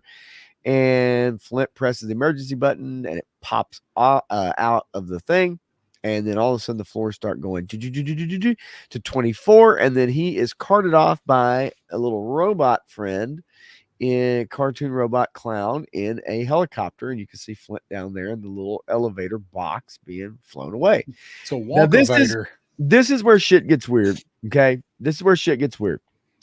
So we get a camera on Lady J in a Dot women's casuals wear department of a department store. And I'm going to now listen, stick with me, guys. Stick with me. This is very interesting. And for a kid's show and how this passed the censors, I do not know, because this is absolutely fantastic, friends. So again, Lady J's trying on a dress. Games Master's like, I think she's gonna pick that one, Coco, and she lays it down. But he says, this is Lady J. Clothes are like candy to her. And so she lays one down. She actually goes with a different one, and Games Master is pissed because he's like, I really thought she was gonna go with the other one. And then seriously, Coco starts to say something, and Games Master says, I do not have a crush on her, Coco. Now, the camera follows Lady J to the dressing room. And then in the dressing room, we get Lady J unbuttoning her clothes. Now look at the boob. Okay, watch. All right. That's Okay. my side boob. All right. Look. All right. And then she unbuttons her clothes and it pans down, and then we get the drop of the outfit. That for a kid's cartoon to show you someone in a dressing room being spied on by Right, some with a weird camera. freak, that's really fascinating to me. And so I had to capture that while I was watching it, because I was like, oh my God, like, yeah, I forgot. She's in a dressing room and she starts to unbutton her clothes in a kid's cartoon. And then the clothes drop to the floor and we see her legs. That truly, like, that's, how did that pass the censors? I don't know. I'm glad it did. Anyway, so, and then she's in a slip or whatever, and all of a sudden this box comes out of the wall and it encases her, and then she gets carried off by these toy soldiers who are supposedly this side up carrying a couch, wind up on the back of their bodies. I don't know, anybody doesn't know this. Now, next scene, Baroness in a hot tub. Baroness in a hot tub full of water with a bikini on and a drink. She will remain in her bikini the entire episode. So she's in a bikini. She's sunning in the jacuzzi. We see it there. And then we see the light here. And then all of a sudden the light cuts out. And then all of a sudden the thing closes on her. And we see this weird clown robot nurse walk out. It's a nurse of all things, and she pushes away the thing. Now, next we get Cobra Commander. He's standing there again. The eyes, like, I don't know what's going on there. Maybe he's on lore tabs. I don't know. And so he's overseeing his Cobra troopers, and then the games master says, "Cobra Commander, he's a tyrant. He thinks he's just awesome, whatever." And then there's a trap door. Now, the games master is a really smart person. Somehow he's able to do this stuff. It reminded me of like Saw or some other kind of weird something. See, that is where I thought you were going to go with talking about this episode. Yeah. This is Saw. Right. And so he's even got the clown puppet. That's exactly what I was thinking too. And I was going to get to it, but you're right. That's exactly right. And so anyway, so yeah, man, like, this is, he falls through the trap door. And then all of a sudden up pops a Cobra Commander with no eyes, which I thought was really odd. And Destro walks up to him and he's like tapping him on the shoulder, and he pats him a couple times. And then the head pops off like a Jack in the Box. And it's like, that's creepy. And Destro's like, holy crap. You see the look on his face, the animation again. And so, so we see the clowns with a fake rocket, and they're as snow serpents, and they're walking off with Cobra Commander stuck in the back. So, so Duke, Scarlet, Gung Ho, they're sitting there. They're trying to figure out what's going on. They're like, we don't know where Lady J is. We don't know where Flint is. And then Destro at the same time is going, we don't know where Baroness is, and we don't know where Cobra Commander is. But there's only one culprit that could be behind this. And Duke says it's Cobra, and Destro says it's G.I. Joe. So we have this misunderstanding. All right. So we add the misunderstanding part into the plot. We have two opposing factions blaming each other. So now it's a Three's Company episode. Yeah, right. So Duke's upset, and that's where he actually says, like, it's gotta be, and then it cuts to Destro and he says G.I. Joe. And so all of a sudden we cut to the mountains and fly by, and it's like peaceful music. And then all of a sudden we see this house that has like a crossword puzzle on it. It's really weird. And then we see Cobra Commander in a is that a Bucky's crib? It looks like it, doesn't it? He's in a crib with stuffed animals. Then we see Lady J. Then we see Flint. And then Flint gets woken up by this cuckoo clock. And he's like, what the hell? And then we see Baroness in her bikini. And then we get Cobra Commander going, stop that noise, turn it off. We see Lady J, who is in a full mini skirt and shoulder padded blazer. And then Lady J hops right over the top. She's like, get me out of here. And then Flint catches her in midair. And of course, I love this couple, power couple of the year 1985. And so Games Master comes on. He says, "Hey, this is a game. You know, you got to play it. If you don't win, it's death." So he has him on the screen. He's watching him, right? He's got a little controller, whatever. Somewhere on this island is a one-man helicopter, right? So only one person's going to get off. And if you don't get off, you die. So this is where the banter of the episode really becomes very fun. So in a way, it could be horror / kind of comedy in a way, in a bit, because Cobra Commander is such comic relief in this episode. And so anyway, so we see these toy soldiers walk in, they aim their guns, and then we get ready, aim, fire, and they fire at our friends, and they are able to dive and then jump out a window. And I want you to watch these next couple frames here because I want you to see what Flint does. Okay. Okay. Watch this. Whoa. Here we go. Boom, boom, boom. And then Cobra Commander. Trips over the frame. Flint landed a triple Lindy. He did a triple Lindy. And so anyway, and then Cobra Commander falls down the hill, rolls down. He's on his face. Everybody's laughing at him. You're a goofball. But then our two couples decide to split up, right? Ace is searching for our friends. I love this scene again with the binoculars, and you get the Sky Striker, and you get a Snow Serpent, and they see Ace, and so they shoot him down. He crashes, but he parachutes out. So anyway, so he gets captured by Cobra because they think he knows about the disappearance of Cobra Commander. And meanwhile, we cut back, and they're in a candy forest. They're in a licorice forest, right? And so they start to kind of eat stuff. Flint takes a caramel apple, and then all of a sudden, this giant candy cane sweeps Lady J off her feet into a chocolate pond. And of course, it's none other than these two bitches. So we get a nice duel. Now, this is another favorite part of mine. We get a nice duel between Flint and Baroness. And you'll see here that then Cobra Commander attacks Flint, but he karate chops the candy cane in half, smacks Cobra Commander, knocks him into the chocolate syrup pond. And then now we have Baroness and Flint going at it. And here's where things get a really kind of weird.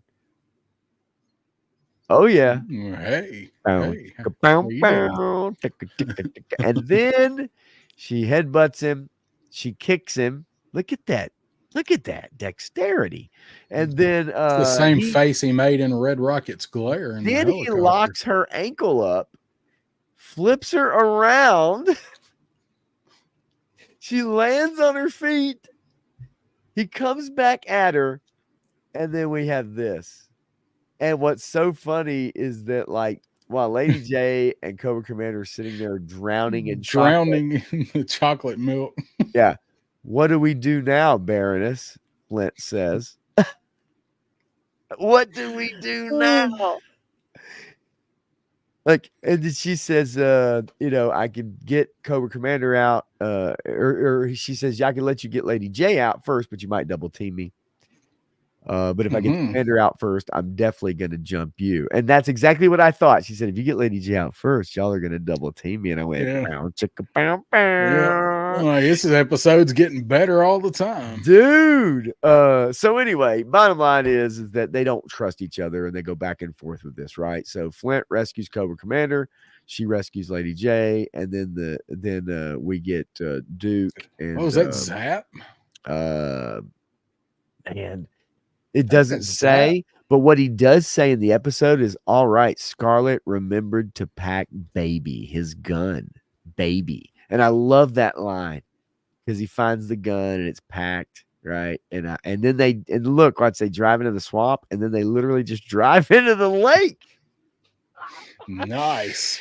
But anyway, so all right, Zartan and Dr. Venom, I don't know. Anyway, so Games Master is watching everything go down. He's not happy. And then we see our team. They kind of work together. And then there's this dinosaur, robotic dinosaur. Things about robots. Grimlock's in it too. Grimlock.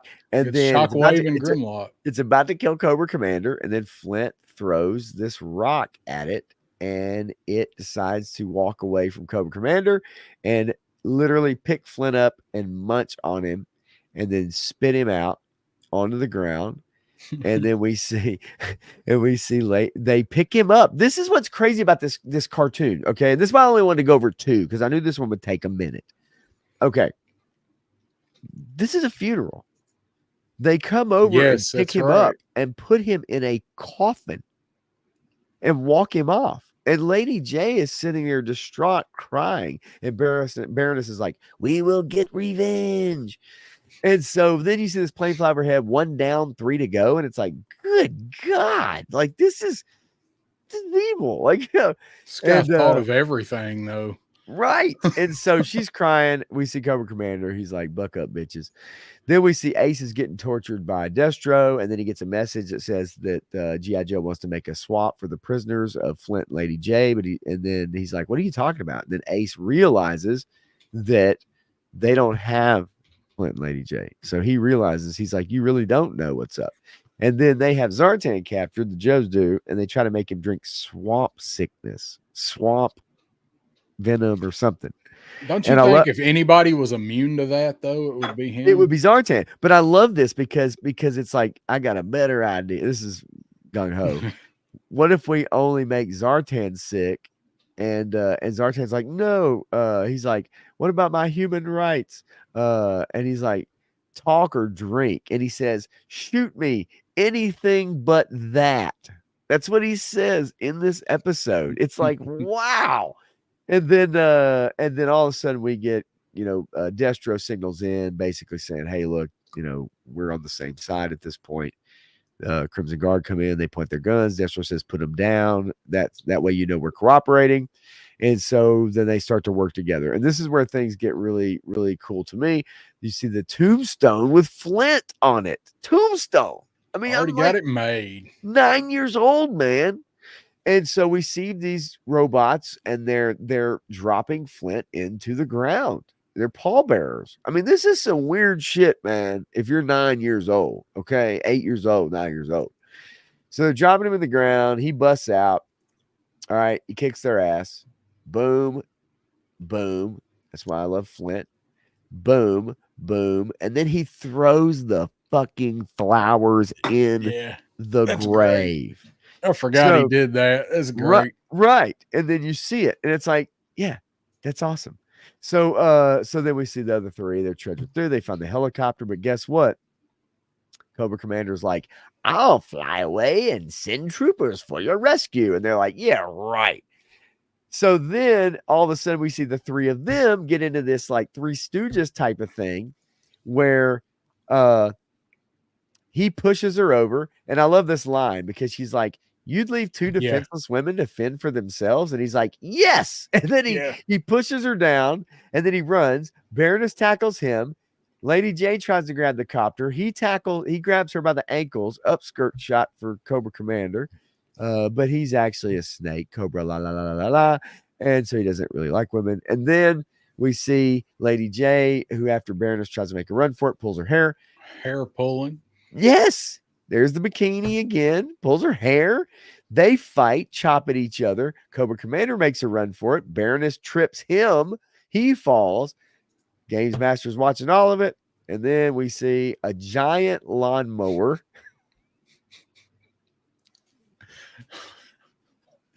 Cobra missed out hiring this guy. This is truly amazing. And how he set all this up, I don't know. But anyway, it crushes the helicopter, right? So they're running. And then all of a sudden, Flint shows up. There's Coco the Clown.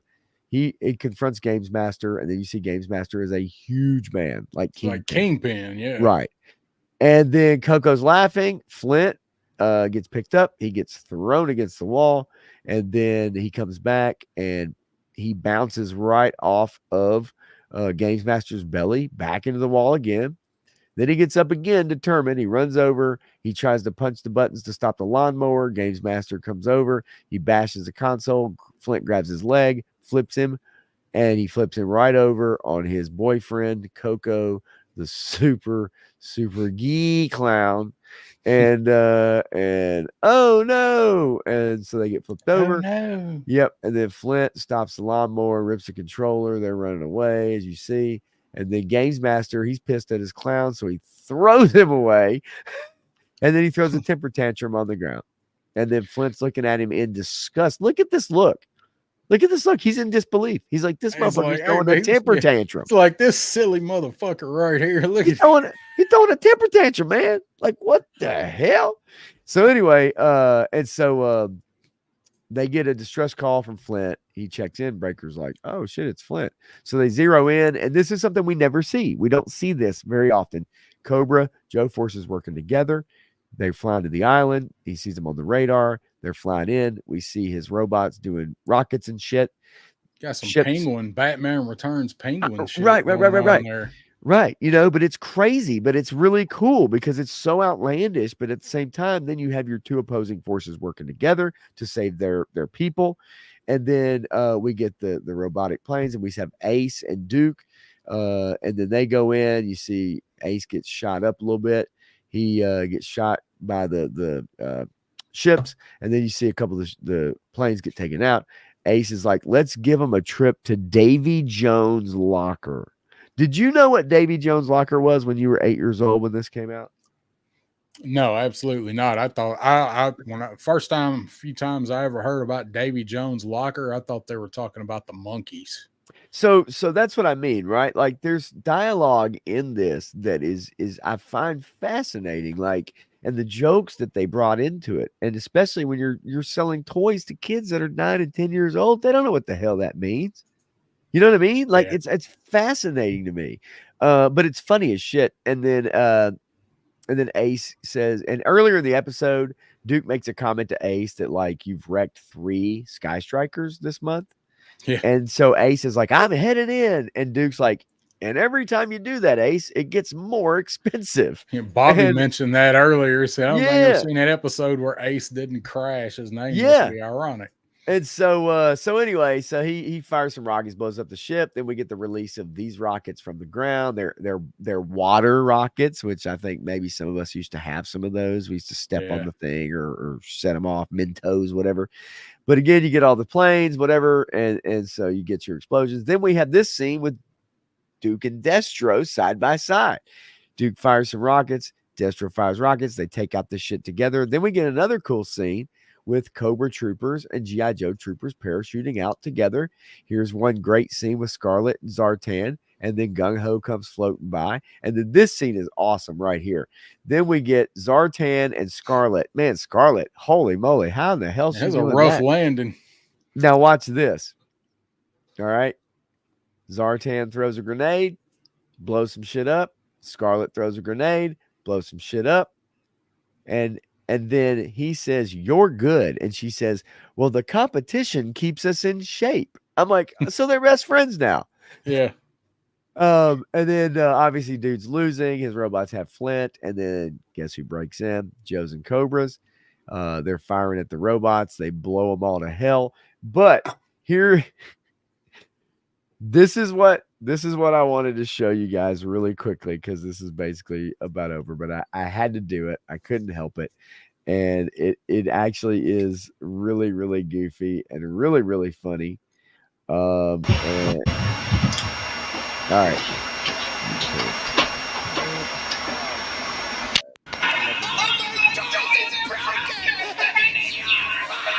Never mind. A lot of echo. No. There's a reason why, and the reason why is because I grabbed it off of YouTube, but unfortunately, when you do that, you have to turn your mic down every time you grab a video file, like you record your screen.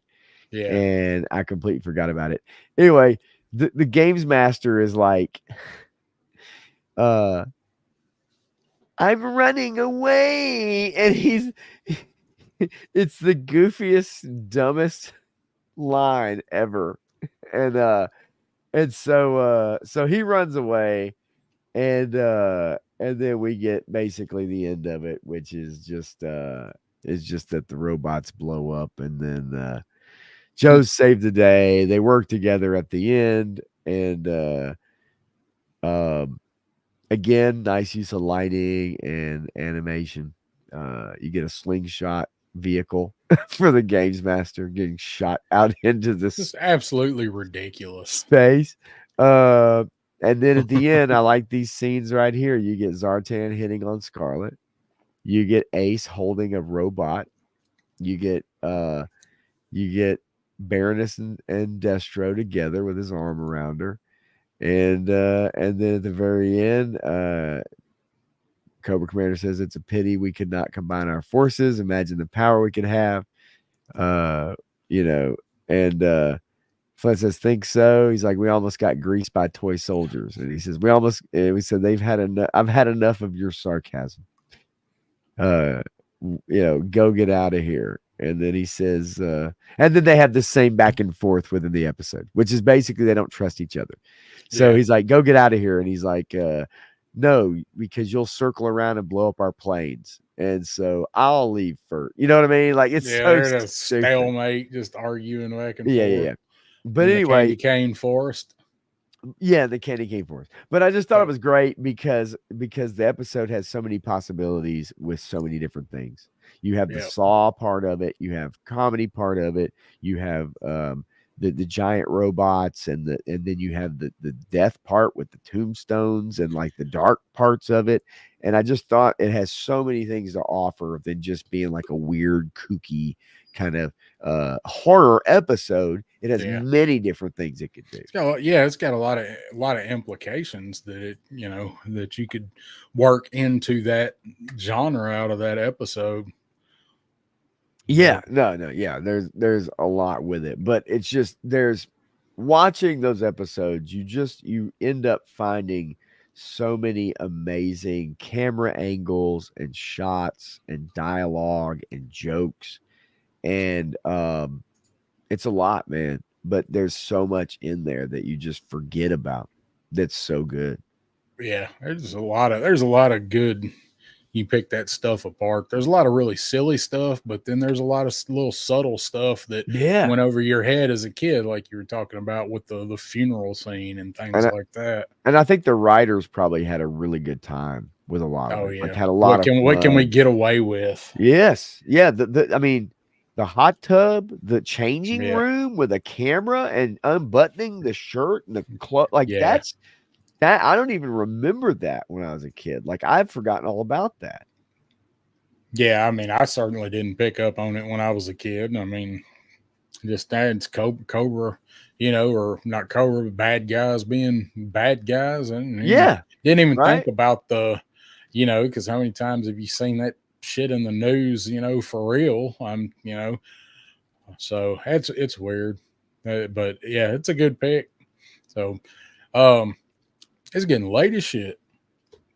Well, I got one more I'm going to show real quick, and we're going to go over some of a couple of the obvious ones real quick, because we got like three that are pretty easy, easy pickings for these. Yeah. So, say what's up to War Chest Full of Toys and Lunchbox Killer slipped in here while you were showing your slide.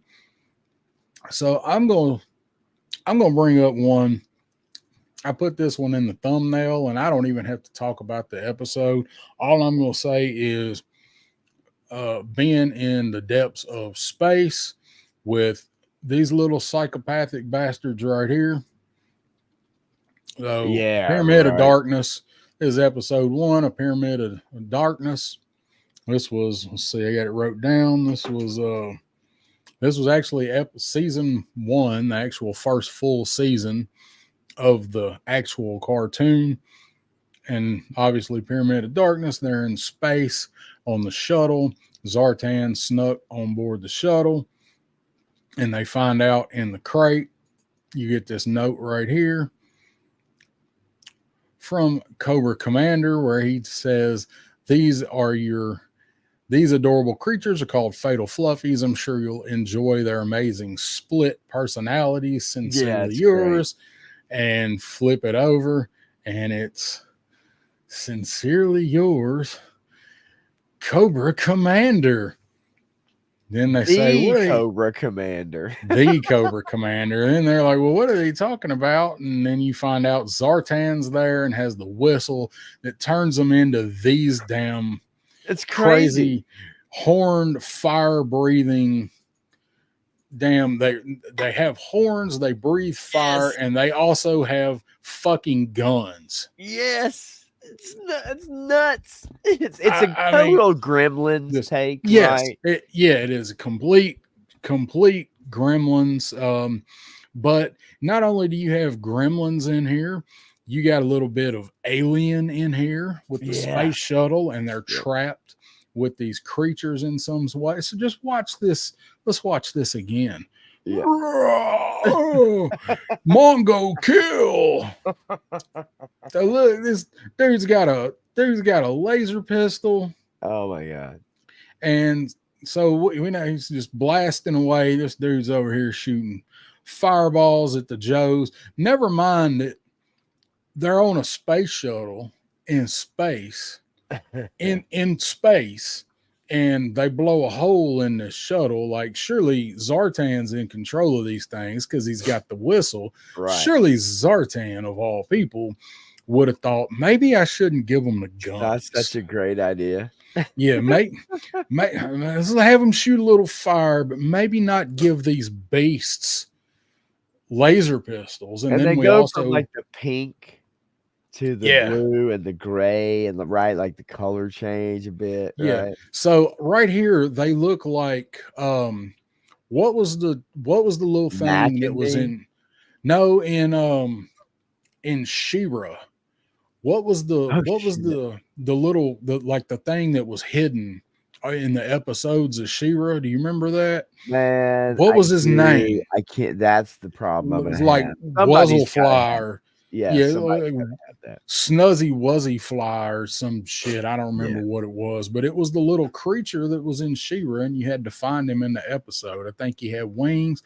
These guys always reminded me of those, but that's it. Like, I don't even have to go through the synopsis of the episode. I mean, we've all seen it. I did think that it was interesting at the beginning of this that they let Dusty fly the space shuttle. And he's like, my first mission into space, and I got command duties. Yes. But anytime this episode got a lot of hate, and it's not like the whole Pyramid of Darkness thing, and it's not, there's all kind of stuff in Pyramid of Darkness. But if you want to take the overall theme of Pyramid of Darkness, you got megalomaniacs trying to plunge half the world into darkness so they can control everything, control who gets power, who don't get power. So then you go into all kind of stuff. You get into totalitarian government, you get into who can have control. They want them to make the world pay them for use of power, but more or less, they basically, Cobra wants to control anything. They can deploy this thing anywhere in the world, shut down any device.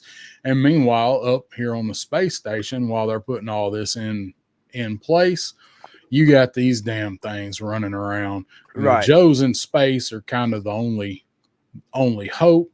So you also see that these things use whips, and they're whipping the Joes. Yes. In the next episode, they herd them together, right? They keep everybody together, and they're like while they work on shit or whatever. And like, dude, I remember this coming on, I think on Thanksgiving, and I remember you coming over and us watching it, like the whole 5 parts. They would show it all, the entire thing, right? All back to back to back to back to back. I used to love it, and I actually love this. I think the concept's great. Remember the laser disc that he just had with the the plans for the, I keep wanting to say the plans for the Death Star, the plans for the pyramid. Yes. Yep. I'm trying to get back to where he's breathing the fire. But anyway, just showed it. So what's this part right here? What is the robot? He says, I know you don't have the captions. Exterminate. Exterminate. Exterminate. Exterminate. Exterminate. Exterminate. Oh, God. Shipwreck, Snake Eyes, and Polly. And wait, Timber, right? Yes. Timber and Shipwreck Polly. And Polly. Snake Eyes and Timber on a mission together. Come on. How do you not love that? How do you not love that? Hail Cobra Commander, the Great Snake rules forever. And yeah, Bobby, you're right too. The detail when one of the twins escaping the flag and their boat was powered by a shark. Yeah. Yeah, and you had Destro and Baroness were on the old, like the Roman style ship, and Yes, they had the yes, dudes rowing. yes, yes. It's So, fucking awesome. so just some of the concepts.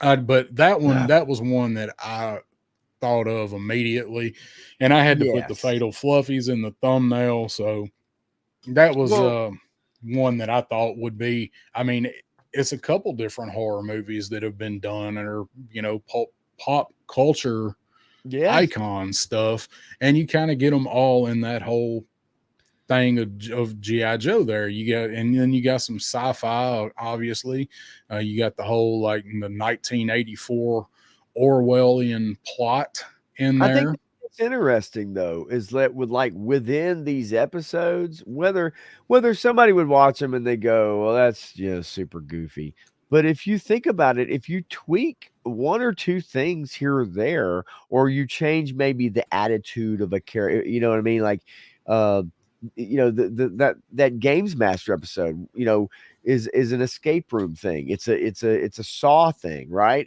Yeah, Kind of that. I would love for a classified Fatal Fluffies. I'd buy them. I yeah. 100% I'd buy them. You kidding me? I know some people probably say, I don't know about that, I but want them. I'd say most people be all about that over Cobra Law.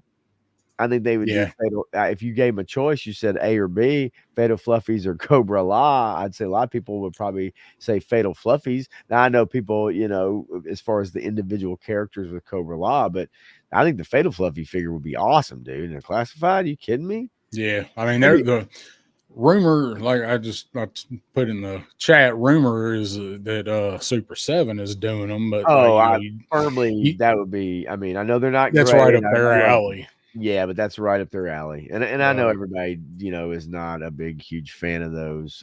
and they have, they have that 10-inch scale that they do some of their stuff in. There's like a Right. 10-inch bat and a 10-inch Megatron. So I could see them doing. Now, of course, I'd rather have it in classified, but hey, Yeah, no, 100%. But we'll see. but So I'm with you on that. But yeah, no, I've always loved that. I've always loved that episode. And then as an adult, sometimes when you look at it, you look at it in a different way, and you can see it. And if you're talking about this subject, you could definitely kind of add those different things to it. I think, like I said, we brought it up. I brought it up not too long ago, the Synthoid conspiracy, right? yeah. Mara. That is one you could really play with and have some fun with that one. If we'd have done more of these, that one was Memories of Mara that was on my short list. Skeletons in the Closet. That's a Cthulhu horror mystery with Destro's family, and then you find out, he's related to freaking Lady J, right? Yeah, and they It, have they're trying to sacrifice Lady J to a monster, yes, Cthulhu monster in lava in Destro's ancestral castle. that's great. That's So it fucking great. doesn't get much more. When I talked about what we're talking about here with the theme, it doesn't really get much more low hanging fruit on the horror vine than Right. that episode. I Right. mean, that one's gotta come up.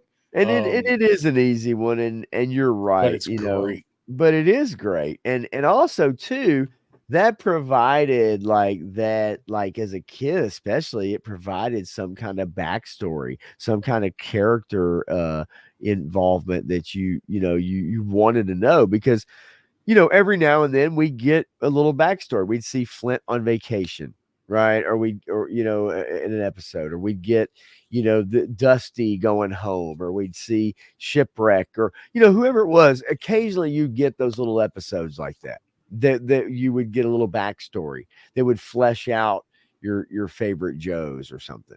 But Yeah.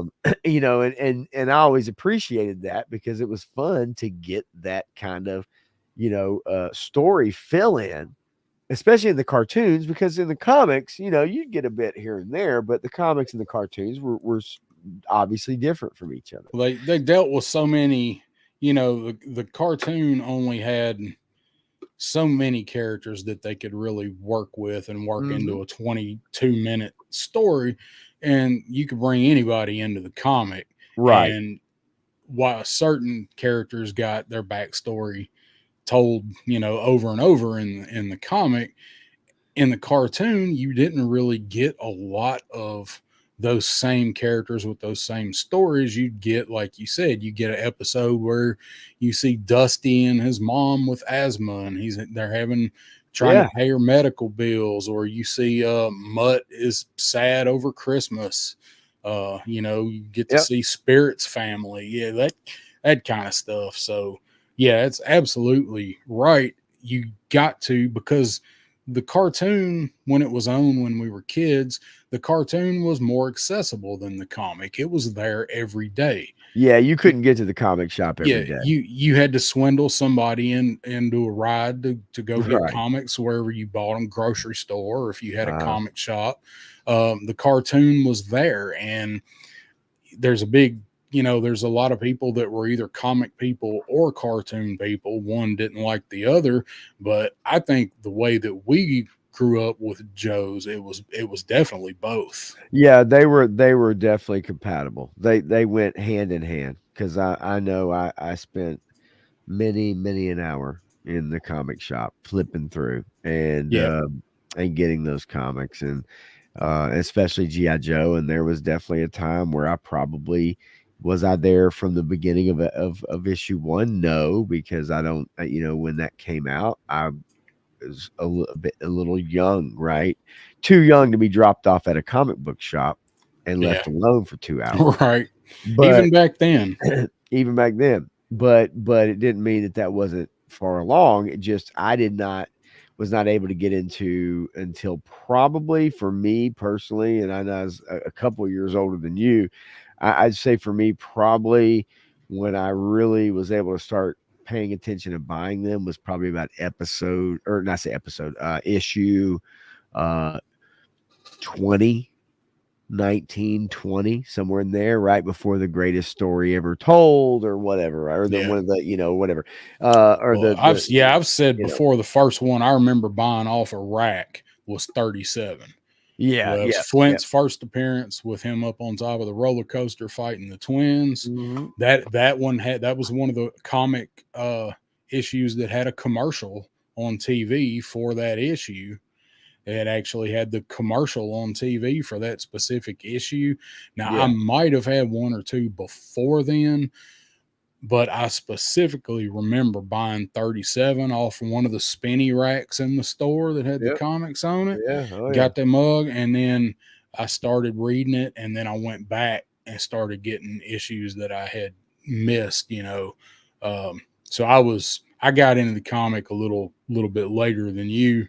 But back then, you could pick those issues up if you were at a market, because they had a rack, they had a spindle rack, right? You could spin it around, and they had comics on it. You could find them there. You couldn't find everything there. You didn't go to a comic shop for that, but you could find your new stuff that was selling. And if it was a little market like I had around the corner, they at least had some. And I knew there was something I could get, whether that was Mad Dog or, which I collected that series, forgot about that. Oh yeah. But it may have been those offhand, but occasionally, you could come across your most recent G.I. Joe, and something like that. But, I mean, I know I went a little bit long on that last episode. I guess the thing is like, for me, like watching some of these and going through them and realizing the actual technical work, like some of the really cool camera angles and animation and the phrases and all that kind of stuff. Like I really enjoyed, going back and revisiting some of these like kind of freaky ones, and really laughing, but also realizing that some of that stuff's dark, man. Like there's some dark shit. There's some weird kinky stuff, it's like, it's interesting. Yeah. And I'm trying to find one of the darkest parts right here. I've been sitting here skipping through it, trying to find it. Absolutely. Yes, Worlds sir. Without End. Get This out. is the other Get one. out.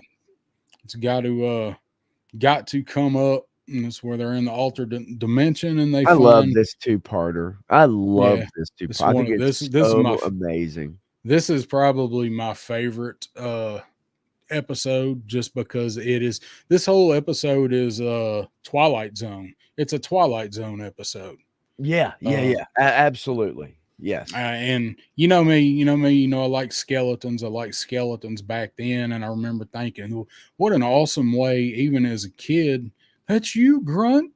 Robert Graves, that's you. Yes. He freaks the fuck out and takes off raving into the night. But I was sitting here skipping through it trying to find that, because actually I put that in the thumbnail with the skeletons where it shows them in the ditch. They're in a ditch too. Like they're where they were put in a ditch. And yes, they didn't just happen to trip and fall into that ditch and die. Cobra rounded everybody up, and they found them motherfuckers shot in a ditch. Yes, so man. That kind of shit. It also played with your, like, from a relationship perspective, because in this universe, or in this flip-flop, right, like Baroness, is there, and we saw that play out in other ways sometimes, and that interplay between the characters, especially in the cartoons, man. Like, you realize, like, Scarlet and Duke, and you had Flint and Lady J, you had Baroness and Destro. But then there were times where those things got tested, and there were comments between characters, and there's man, like and it's made actually very much more interesting than I think what a lot of people give it credit for. And I really quick, Matthew, he said that cover showed Flint, but it wasn't Flint. I'm trying to think, because I know it was Flint, like, jumping off down onto the tracks, right? That was on top of the wooden roller coaster. Yeah, and Flint's jumping down, and is it Tomax that's on the tracks there as Flint's jumping out of the copter? Maybe was that what it was? Yeah, they've got the little it's the dragonfly in there. Here it is, and they're carrying the little miniature. What the heck was that thing? Little miniature tank, had a little roll bar on the back of it, just a small little single person tank, and you got Flint jumping off onto the tracks, like at Tomax, I believe. Yeah. April 9th, 1985. Booyah. That sounds about right. And it has candy apple in it too. Candy apple. Yeah, man. Yeah, baby. So Candy look, Apple's gonna get her. She's gonna have her van next year. It was Snake Eyes disguised as Flint. That's right. Snake Eyes was jumping on the tracks disguised as Flint. That's right. And you see Flint from behind. Yes. And good call, Matthew. Yeah. You know why Matthew knew that? Because it's fucking Snake Eyes. That's the only reason. Yeah. He's a Snake Eyes stand. That's what he is. He's a Snake Eyes stand. No, thinks ninjas aren't real, but he gonna whip him up a Snake Eye smoothie. But I'm gonna tell you something.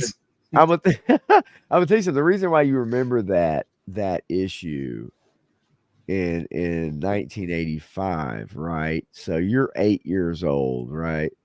And I think the reason why is because that comic was really hitting its stride in the 30s. Really, it started at about 21 changed the game, but about 26, 27 started 24, 25, 26. 20 to 50. Yeah. 20 to 50 was the jam. You got to see 20 to 50, you got to see everything in the and 50 when they're rolling into Springfield, blowing shit up. Yeah. Serpentor wakes up and takes over. That's right. And Bobby Roll They're come to the rescue, the armadillo. That's right, and that's what they're on in that comic cover. But yeah, 20 to 50. You're right. The comic really hit its stride in conjunction with the cartoon, and it was all hands on deck at that point with GI Joe. That's for sure. Yeah, baby.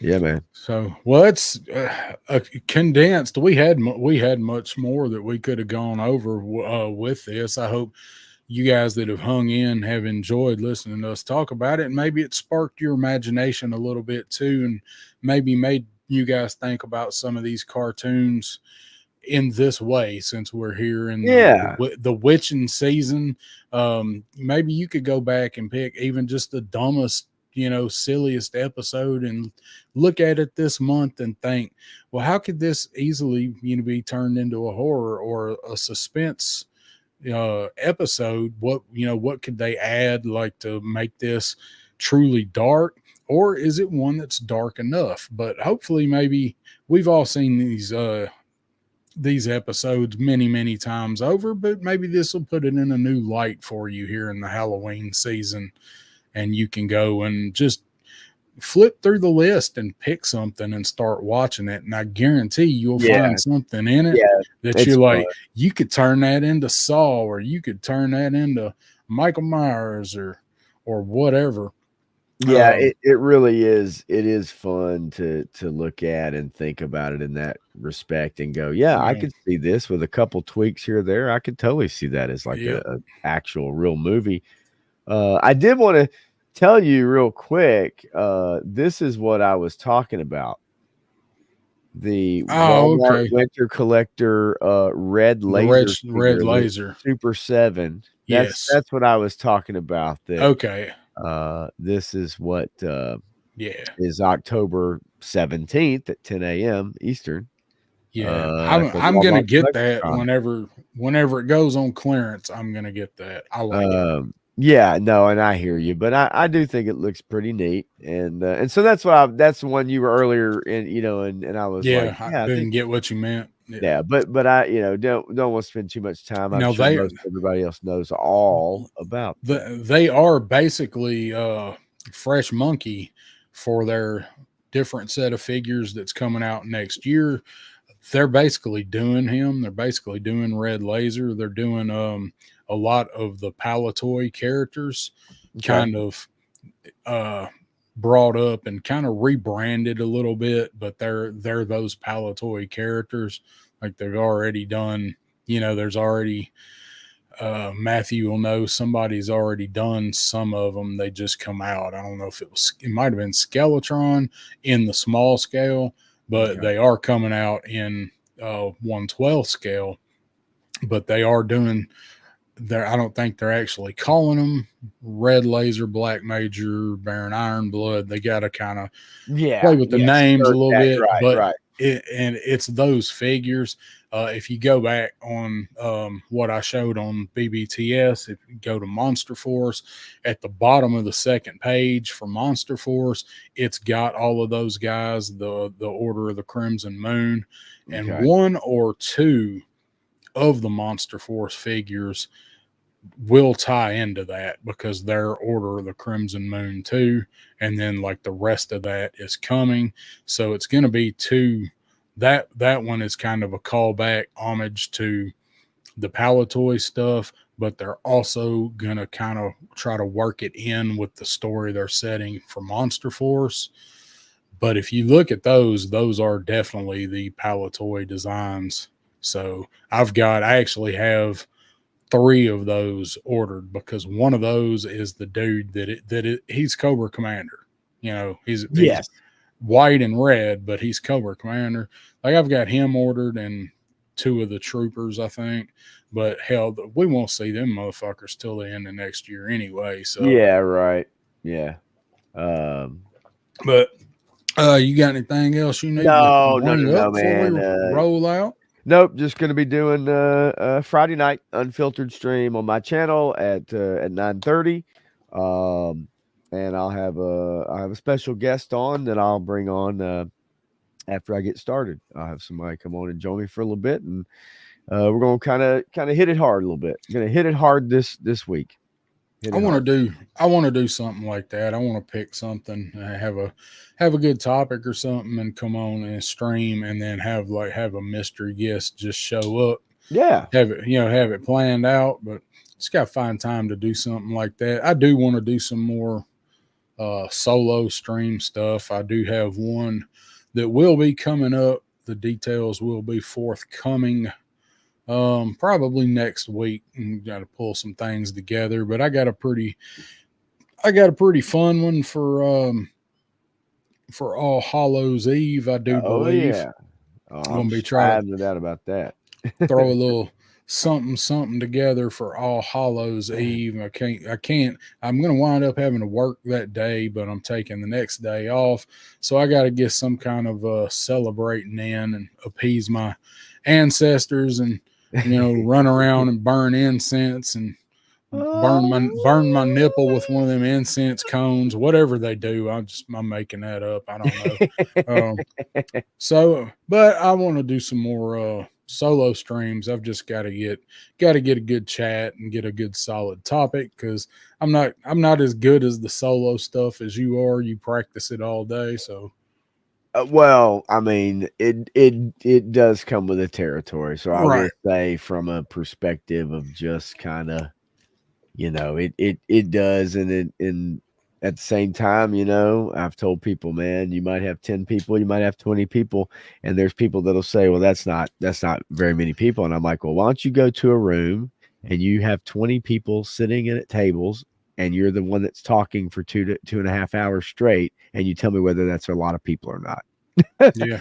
It's a lot of people. And in the grand scheme of things, maybe it's not, but you get 10, 20, 30 people.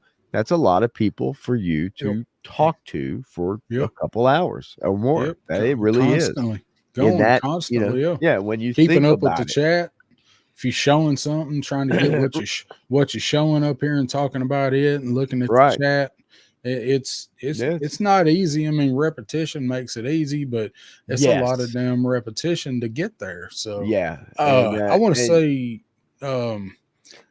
Matthew, on the Crimson Moons, way back in the chat when I was talking about Monster Force, you said, I think it was you that said you only got one coming, right? Was that you that said you had Dracula? You just had Dracula coming?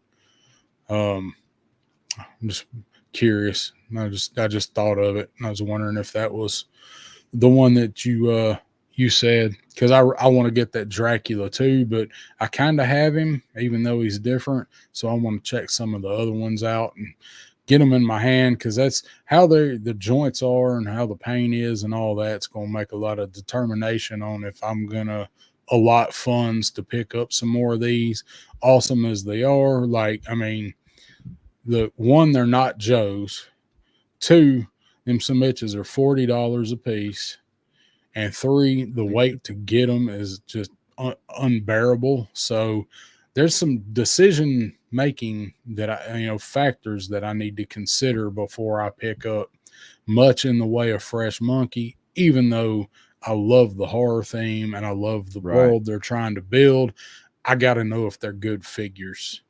What I'm hoping that I'm getting G.I. Joe-esque, Valaverse-esque figures with paint quality for Mythic Legions. That's the best way I can describe what my hopes are for them. Wow. If they can pull that off, they'll be worth $37, $38 if they can do it.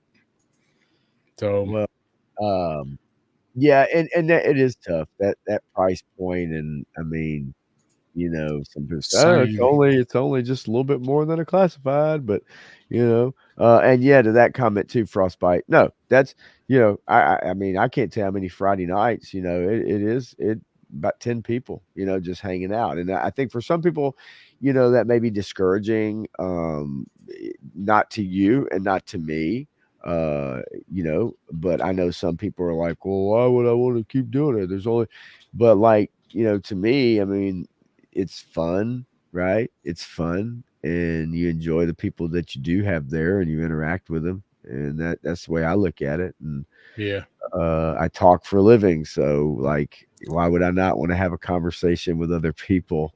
Like Yeah. when I'm sitting and hanging out. So, but I will have a guest on this Friday night for sure.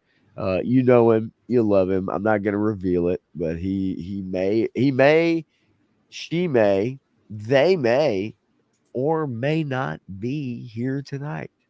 I can't verify that. I wish I could, but nonetheless, no, it'll be fun. And I will take some gloves off. Gonna take some gloves off. We got to attack some pop culture subjects, so feel free to tune in if you like.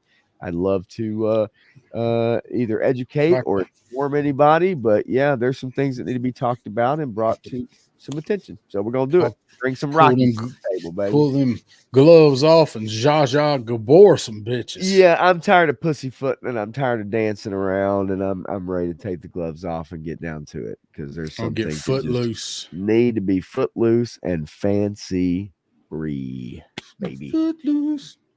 Pet goose. Want a stuffed moose. There's dancing in my town, son. There's Look dancing out, in there's my 10 town. bees. Raptor approved. Oh, speaking of which, real quick before we end it up, I actually like the Raptor review. I love the pictures at the end. I know that obviously the issues you had with that, but you probably read my comments in there. I thought it was great. I thought it was great, and I'm always a big fan of good audio. Good audio. Pictures are great, and then when you're doing a review, they are crucial. But I think the audio on the second part of it was superior than the beginning, and that's just critical. You know what I'm saying? Like, that. Yeah. You can hear it. You know what's up. Yeah, I went back and I almost didn't finish it because I went back and I'm like, well, this is so glaring. Right. But I was using this lavalier. Yes. And I actually had it in a spot where it sounded good. Wasn't picking up all of those loud P's and all of that. Oh, sure. Yeah. Had it in a good spot. Didn't sound too hollow and down in a hole. I've messed with and it's right here. I can put it right here and it works good. And I tested it, listened back. I'm like, all right, well, this will be good. It's not perfect, but it's better than what I've done so far. I'll do it this way. Went through, everything's good to go through the whole video, get it done, all my little silly bullshit I do at the end, got done, wrapped it up, come over here, scooted back over, pulled up the video, start skipping through it, make sure it went through, and I skipped to a part where there's no sound. I'm like, computer speakers is on. It's like, speakers is on. I skipped back, I had sound. And I pinpointed the spot. I'm like, what's happening here? And I'm listening to it, and just mid-sentence it cuts off. And I looked down, and the light was out. Like, it's out. It's green when it's on, and it was out. Yeah. I said, that damn mic died. Yeah. Halfway through filming that review, and I had him posed. I had him. He had posed, had all the stuff on him. He was all jacked. He was ready for thumbnail picture. And I realized I didn't have audio. I was so damn mad. I almost threw some shit and scrapped I understand. it. I do. And I was like, you know what, man? I've already been sitting in here. I've been in here for like an hour already working on this. And I want to do the review, so it's try to salvage it or just don't do it. And I was like, I want to salvage it. So see what I do here when I do my reviews in the past, I just scoot over my table with my blocks and my 3-star mat and stuff. It's right here. It's right here to my right. All I do is scoot over. I have another camera and a ring light. I bring over, turn that on, and get the angles and everything and do it all with that camera. So it's not really that, I got to move shit around, pain in the ass. So what I wound up having to do was I always move the boom over and angle it. And it's almost right in my face when I do it. and I know that audio quality is better coming out of this mic, but I'm tired of having it in my face. I'm like, if I can come up with an idea to get the audio that sounds, somewhat close to what other people that wear them do, so you don't have to worry about keep bumping it or Right. moving the figure box and knock your mic all around. And plus, like, it's right. It's like this. I'm off to the side doing this, and this is how I'm going over my review, and I'm moving around, and it's always right here. It blocks my monitor. So that's why I wanted to start trying to use that lavalier, and I just got to get the positioning down. It's always gonna sound like it's a little bit in a bucket. Oh yeah. But, I mean, unless you want to pay $400 for, that's just the reality of the situation, right? So the one I got, I can work with it, and it may be a little flat, but I've got it positioned to where you're not hearing all the pops from the syllables and the scratches and all that. I think I got that spot. So we'll play with it some more. Like I said, I'm supposed to have Stardust or tomorrow. I hope I'm gonna have time to get my review up on him, and I got the Cobra Troopers coming. Yep. I was just getting ready to say that. I was wondering if you did. I was going to ask you because I know that mine got shipped out, so I'll have the retro carded Cobra Trooper here in the next few days or so. Yeah, I hadn't gotten anything on. I'll pull up FedEx right now and see if they've added anything to it. That guy's going to be here. I'm torn on whether or not I want to open him or not. Which one? The retro? Yeah, Retro Trooper. Yeah, I don't know. You know me. I don't have any of them cards open. We'll see. Well, mine are mixed. Some I've got open and some I won't open. And it's like, if I feel like it is a better representation of the character than what we got in the box classifieds, I'll open it and I will replace the one on the shelf with that one. That's case in point, Beachhead, Wakando. Those guys. With the Troopers, I'm just not sure there's enough differences there for me to bother. I don't think so either. I like the blue. I like the color. But one thing I need to see more people getting them in hand is because I've heard some people's torsos are floppy.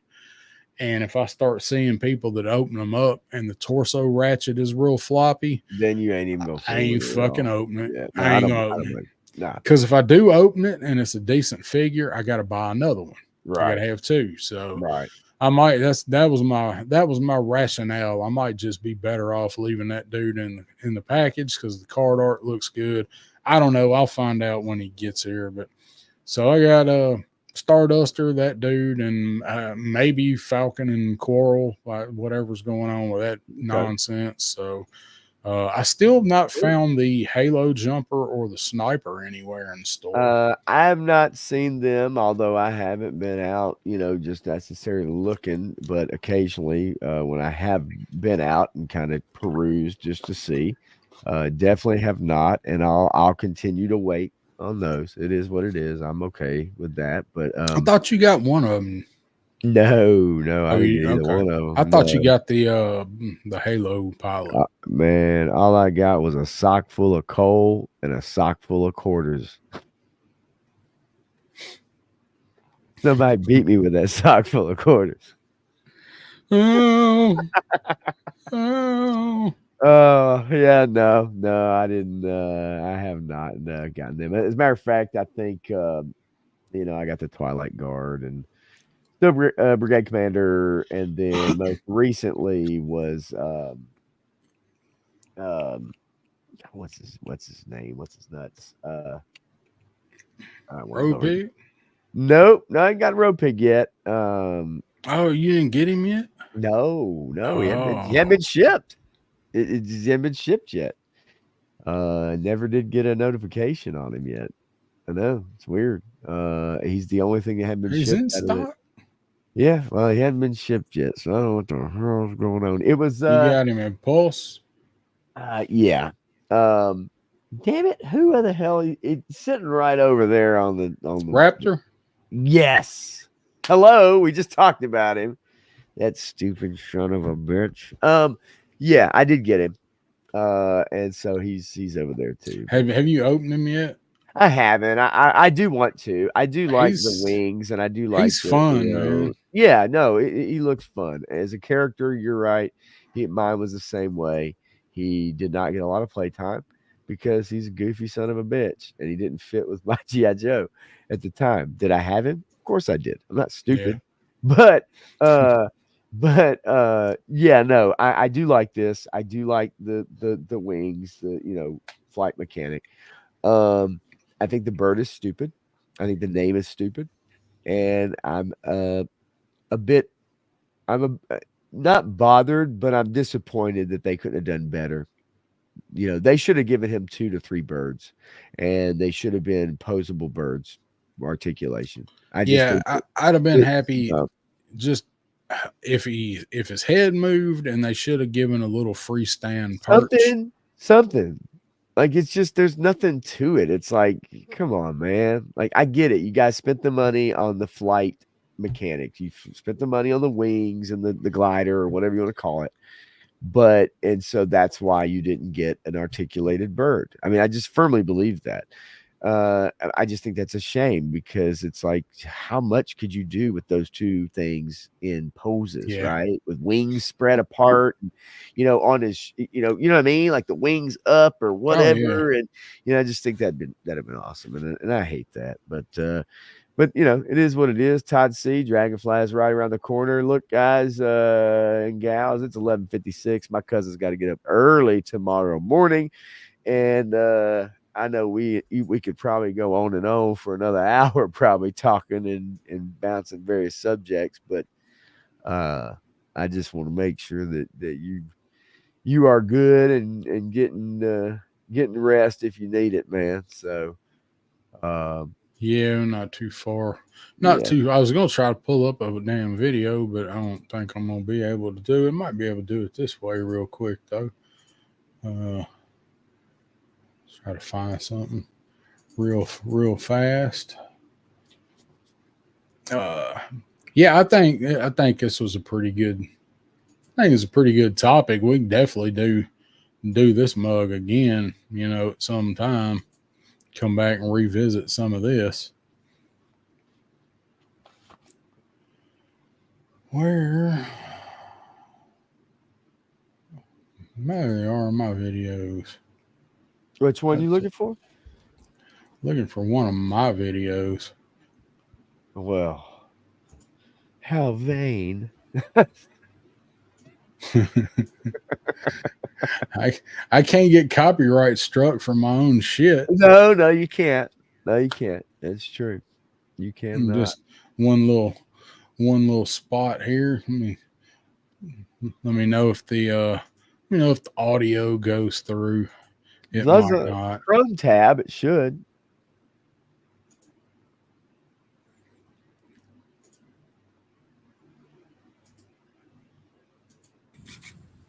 Full screen that bad boy. Yeah, it's working. I am Raptor, Lord of the Skies. Hear me call. Call.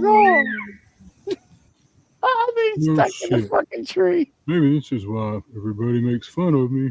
That was pretty fun. I'd like to do more videos like this more often. Jesus. They're just very time consuming. Luckily, I have the rest of the afternoon because I can't go anywhere. So I show you where I was at. So you got that little shipwreck. You want an idea? If you didn't see the Instagram reel that I use these figures for, y'all need to check it out. Have any idea what those have in common? Woody said he knew what those figures had in common. I'm pretty sure I know what they have in common as well. I like that picture right there. I think that's a great picture. I really do. The one with him kind of holding this cow up or whatever,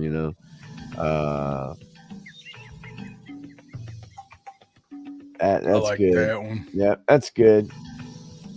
And then I think it's maybe one more I saw. That one I think is pretty cool. Just talk to my. He looks like an mask. Italian Goomba, man. Like Yeah. he's from like Long Island or something, and he's ready to rumble. Not a happy camper too. That look on his face, he is not happy. But yeah, nah, it's good. I don't think it was the worst Raptor unboxing ever, but I thought it was pretty good. No, that was the. Had to get that in there. No, that was the worst thing was my review when the mic went all fucked up. That was the separate. But you know, the one I did the next day when I did the pictures. I think there's something to be said though for recording footage, but also going back and doing VO over it, doing voiceover. I think that's okay. And that's There's nothing wrong with it. That was all at the same time. Like what I did when I was showing the pictures. Right. That was just me talking in the video, and then I matched the pictures over it, so it was like I was doing voiceover.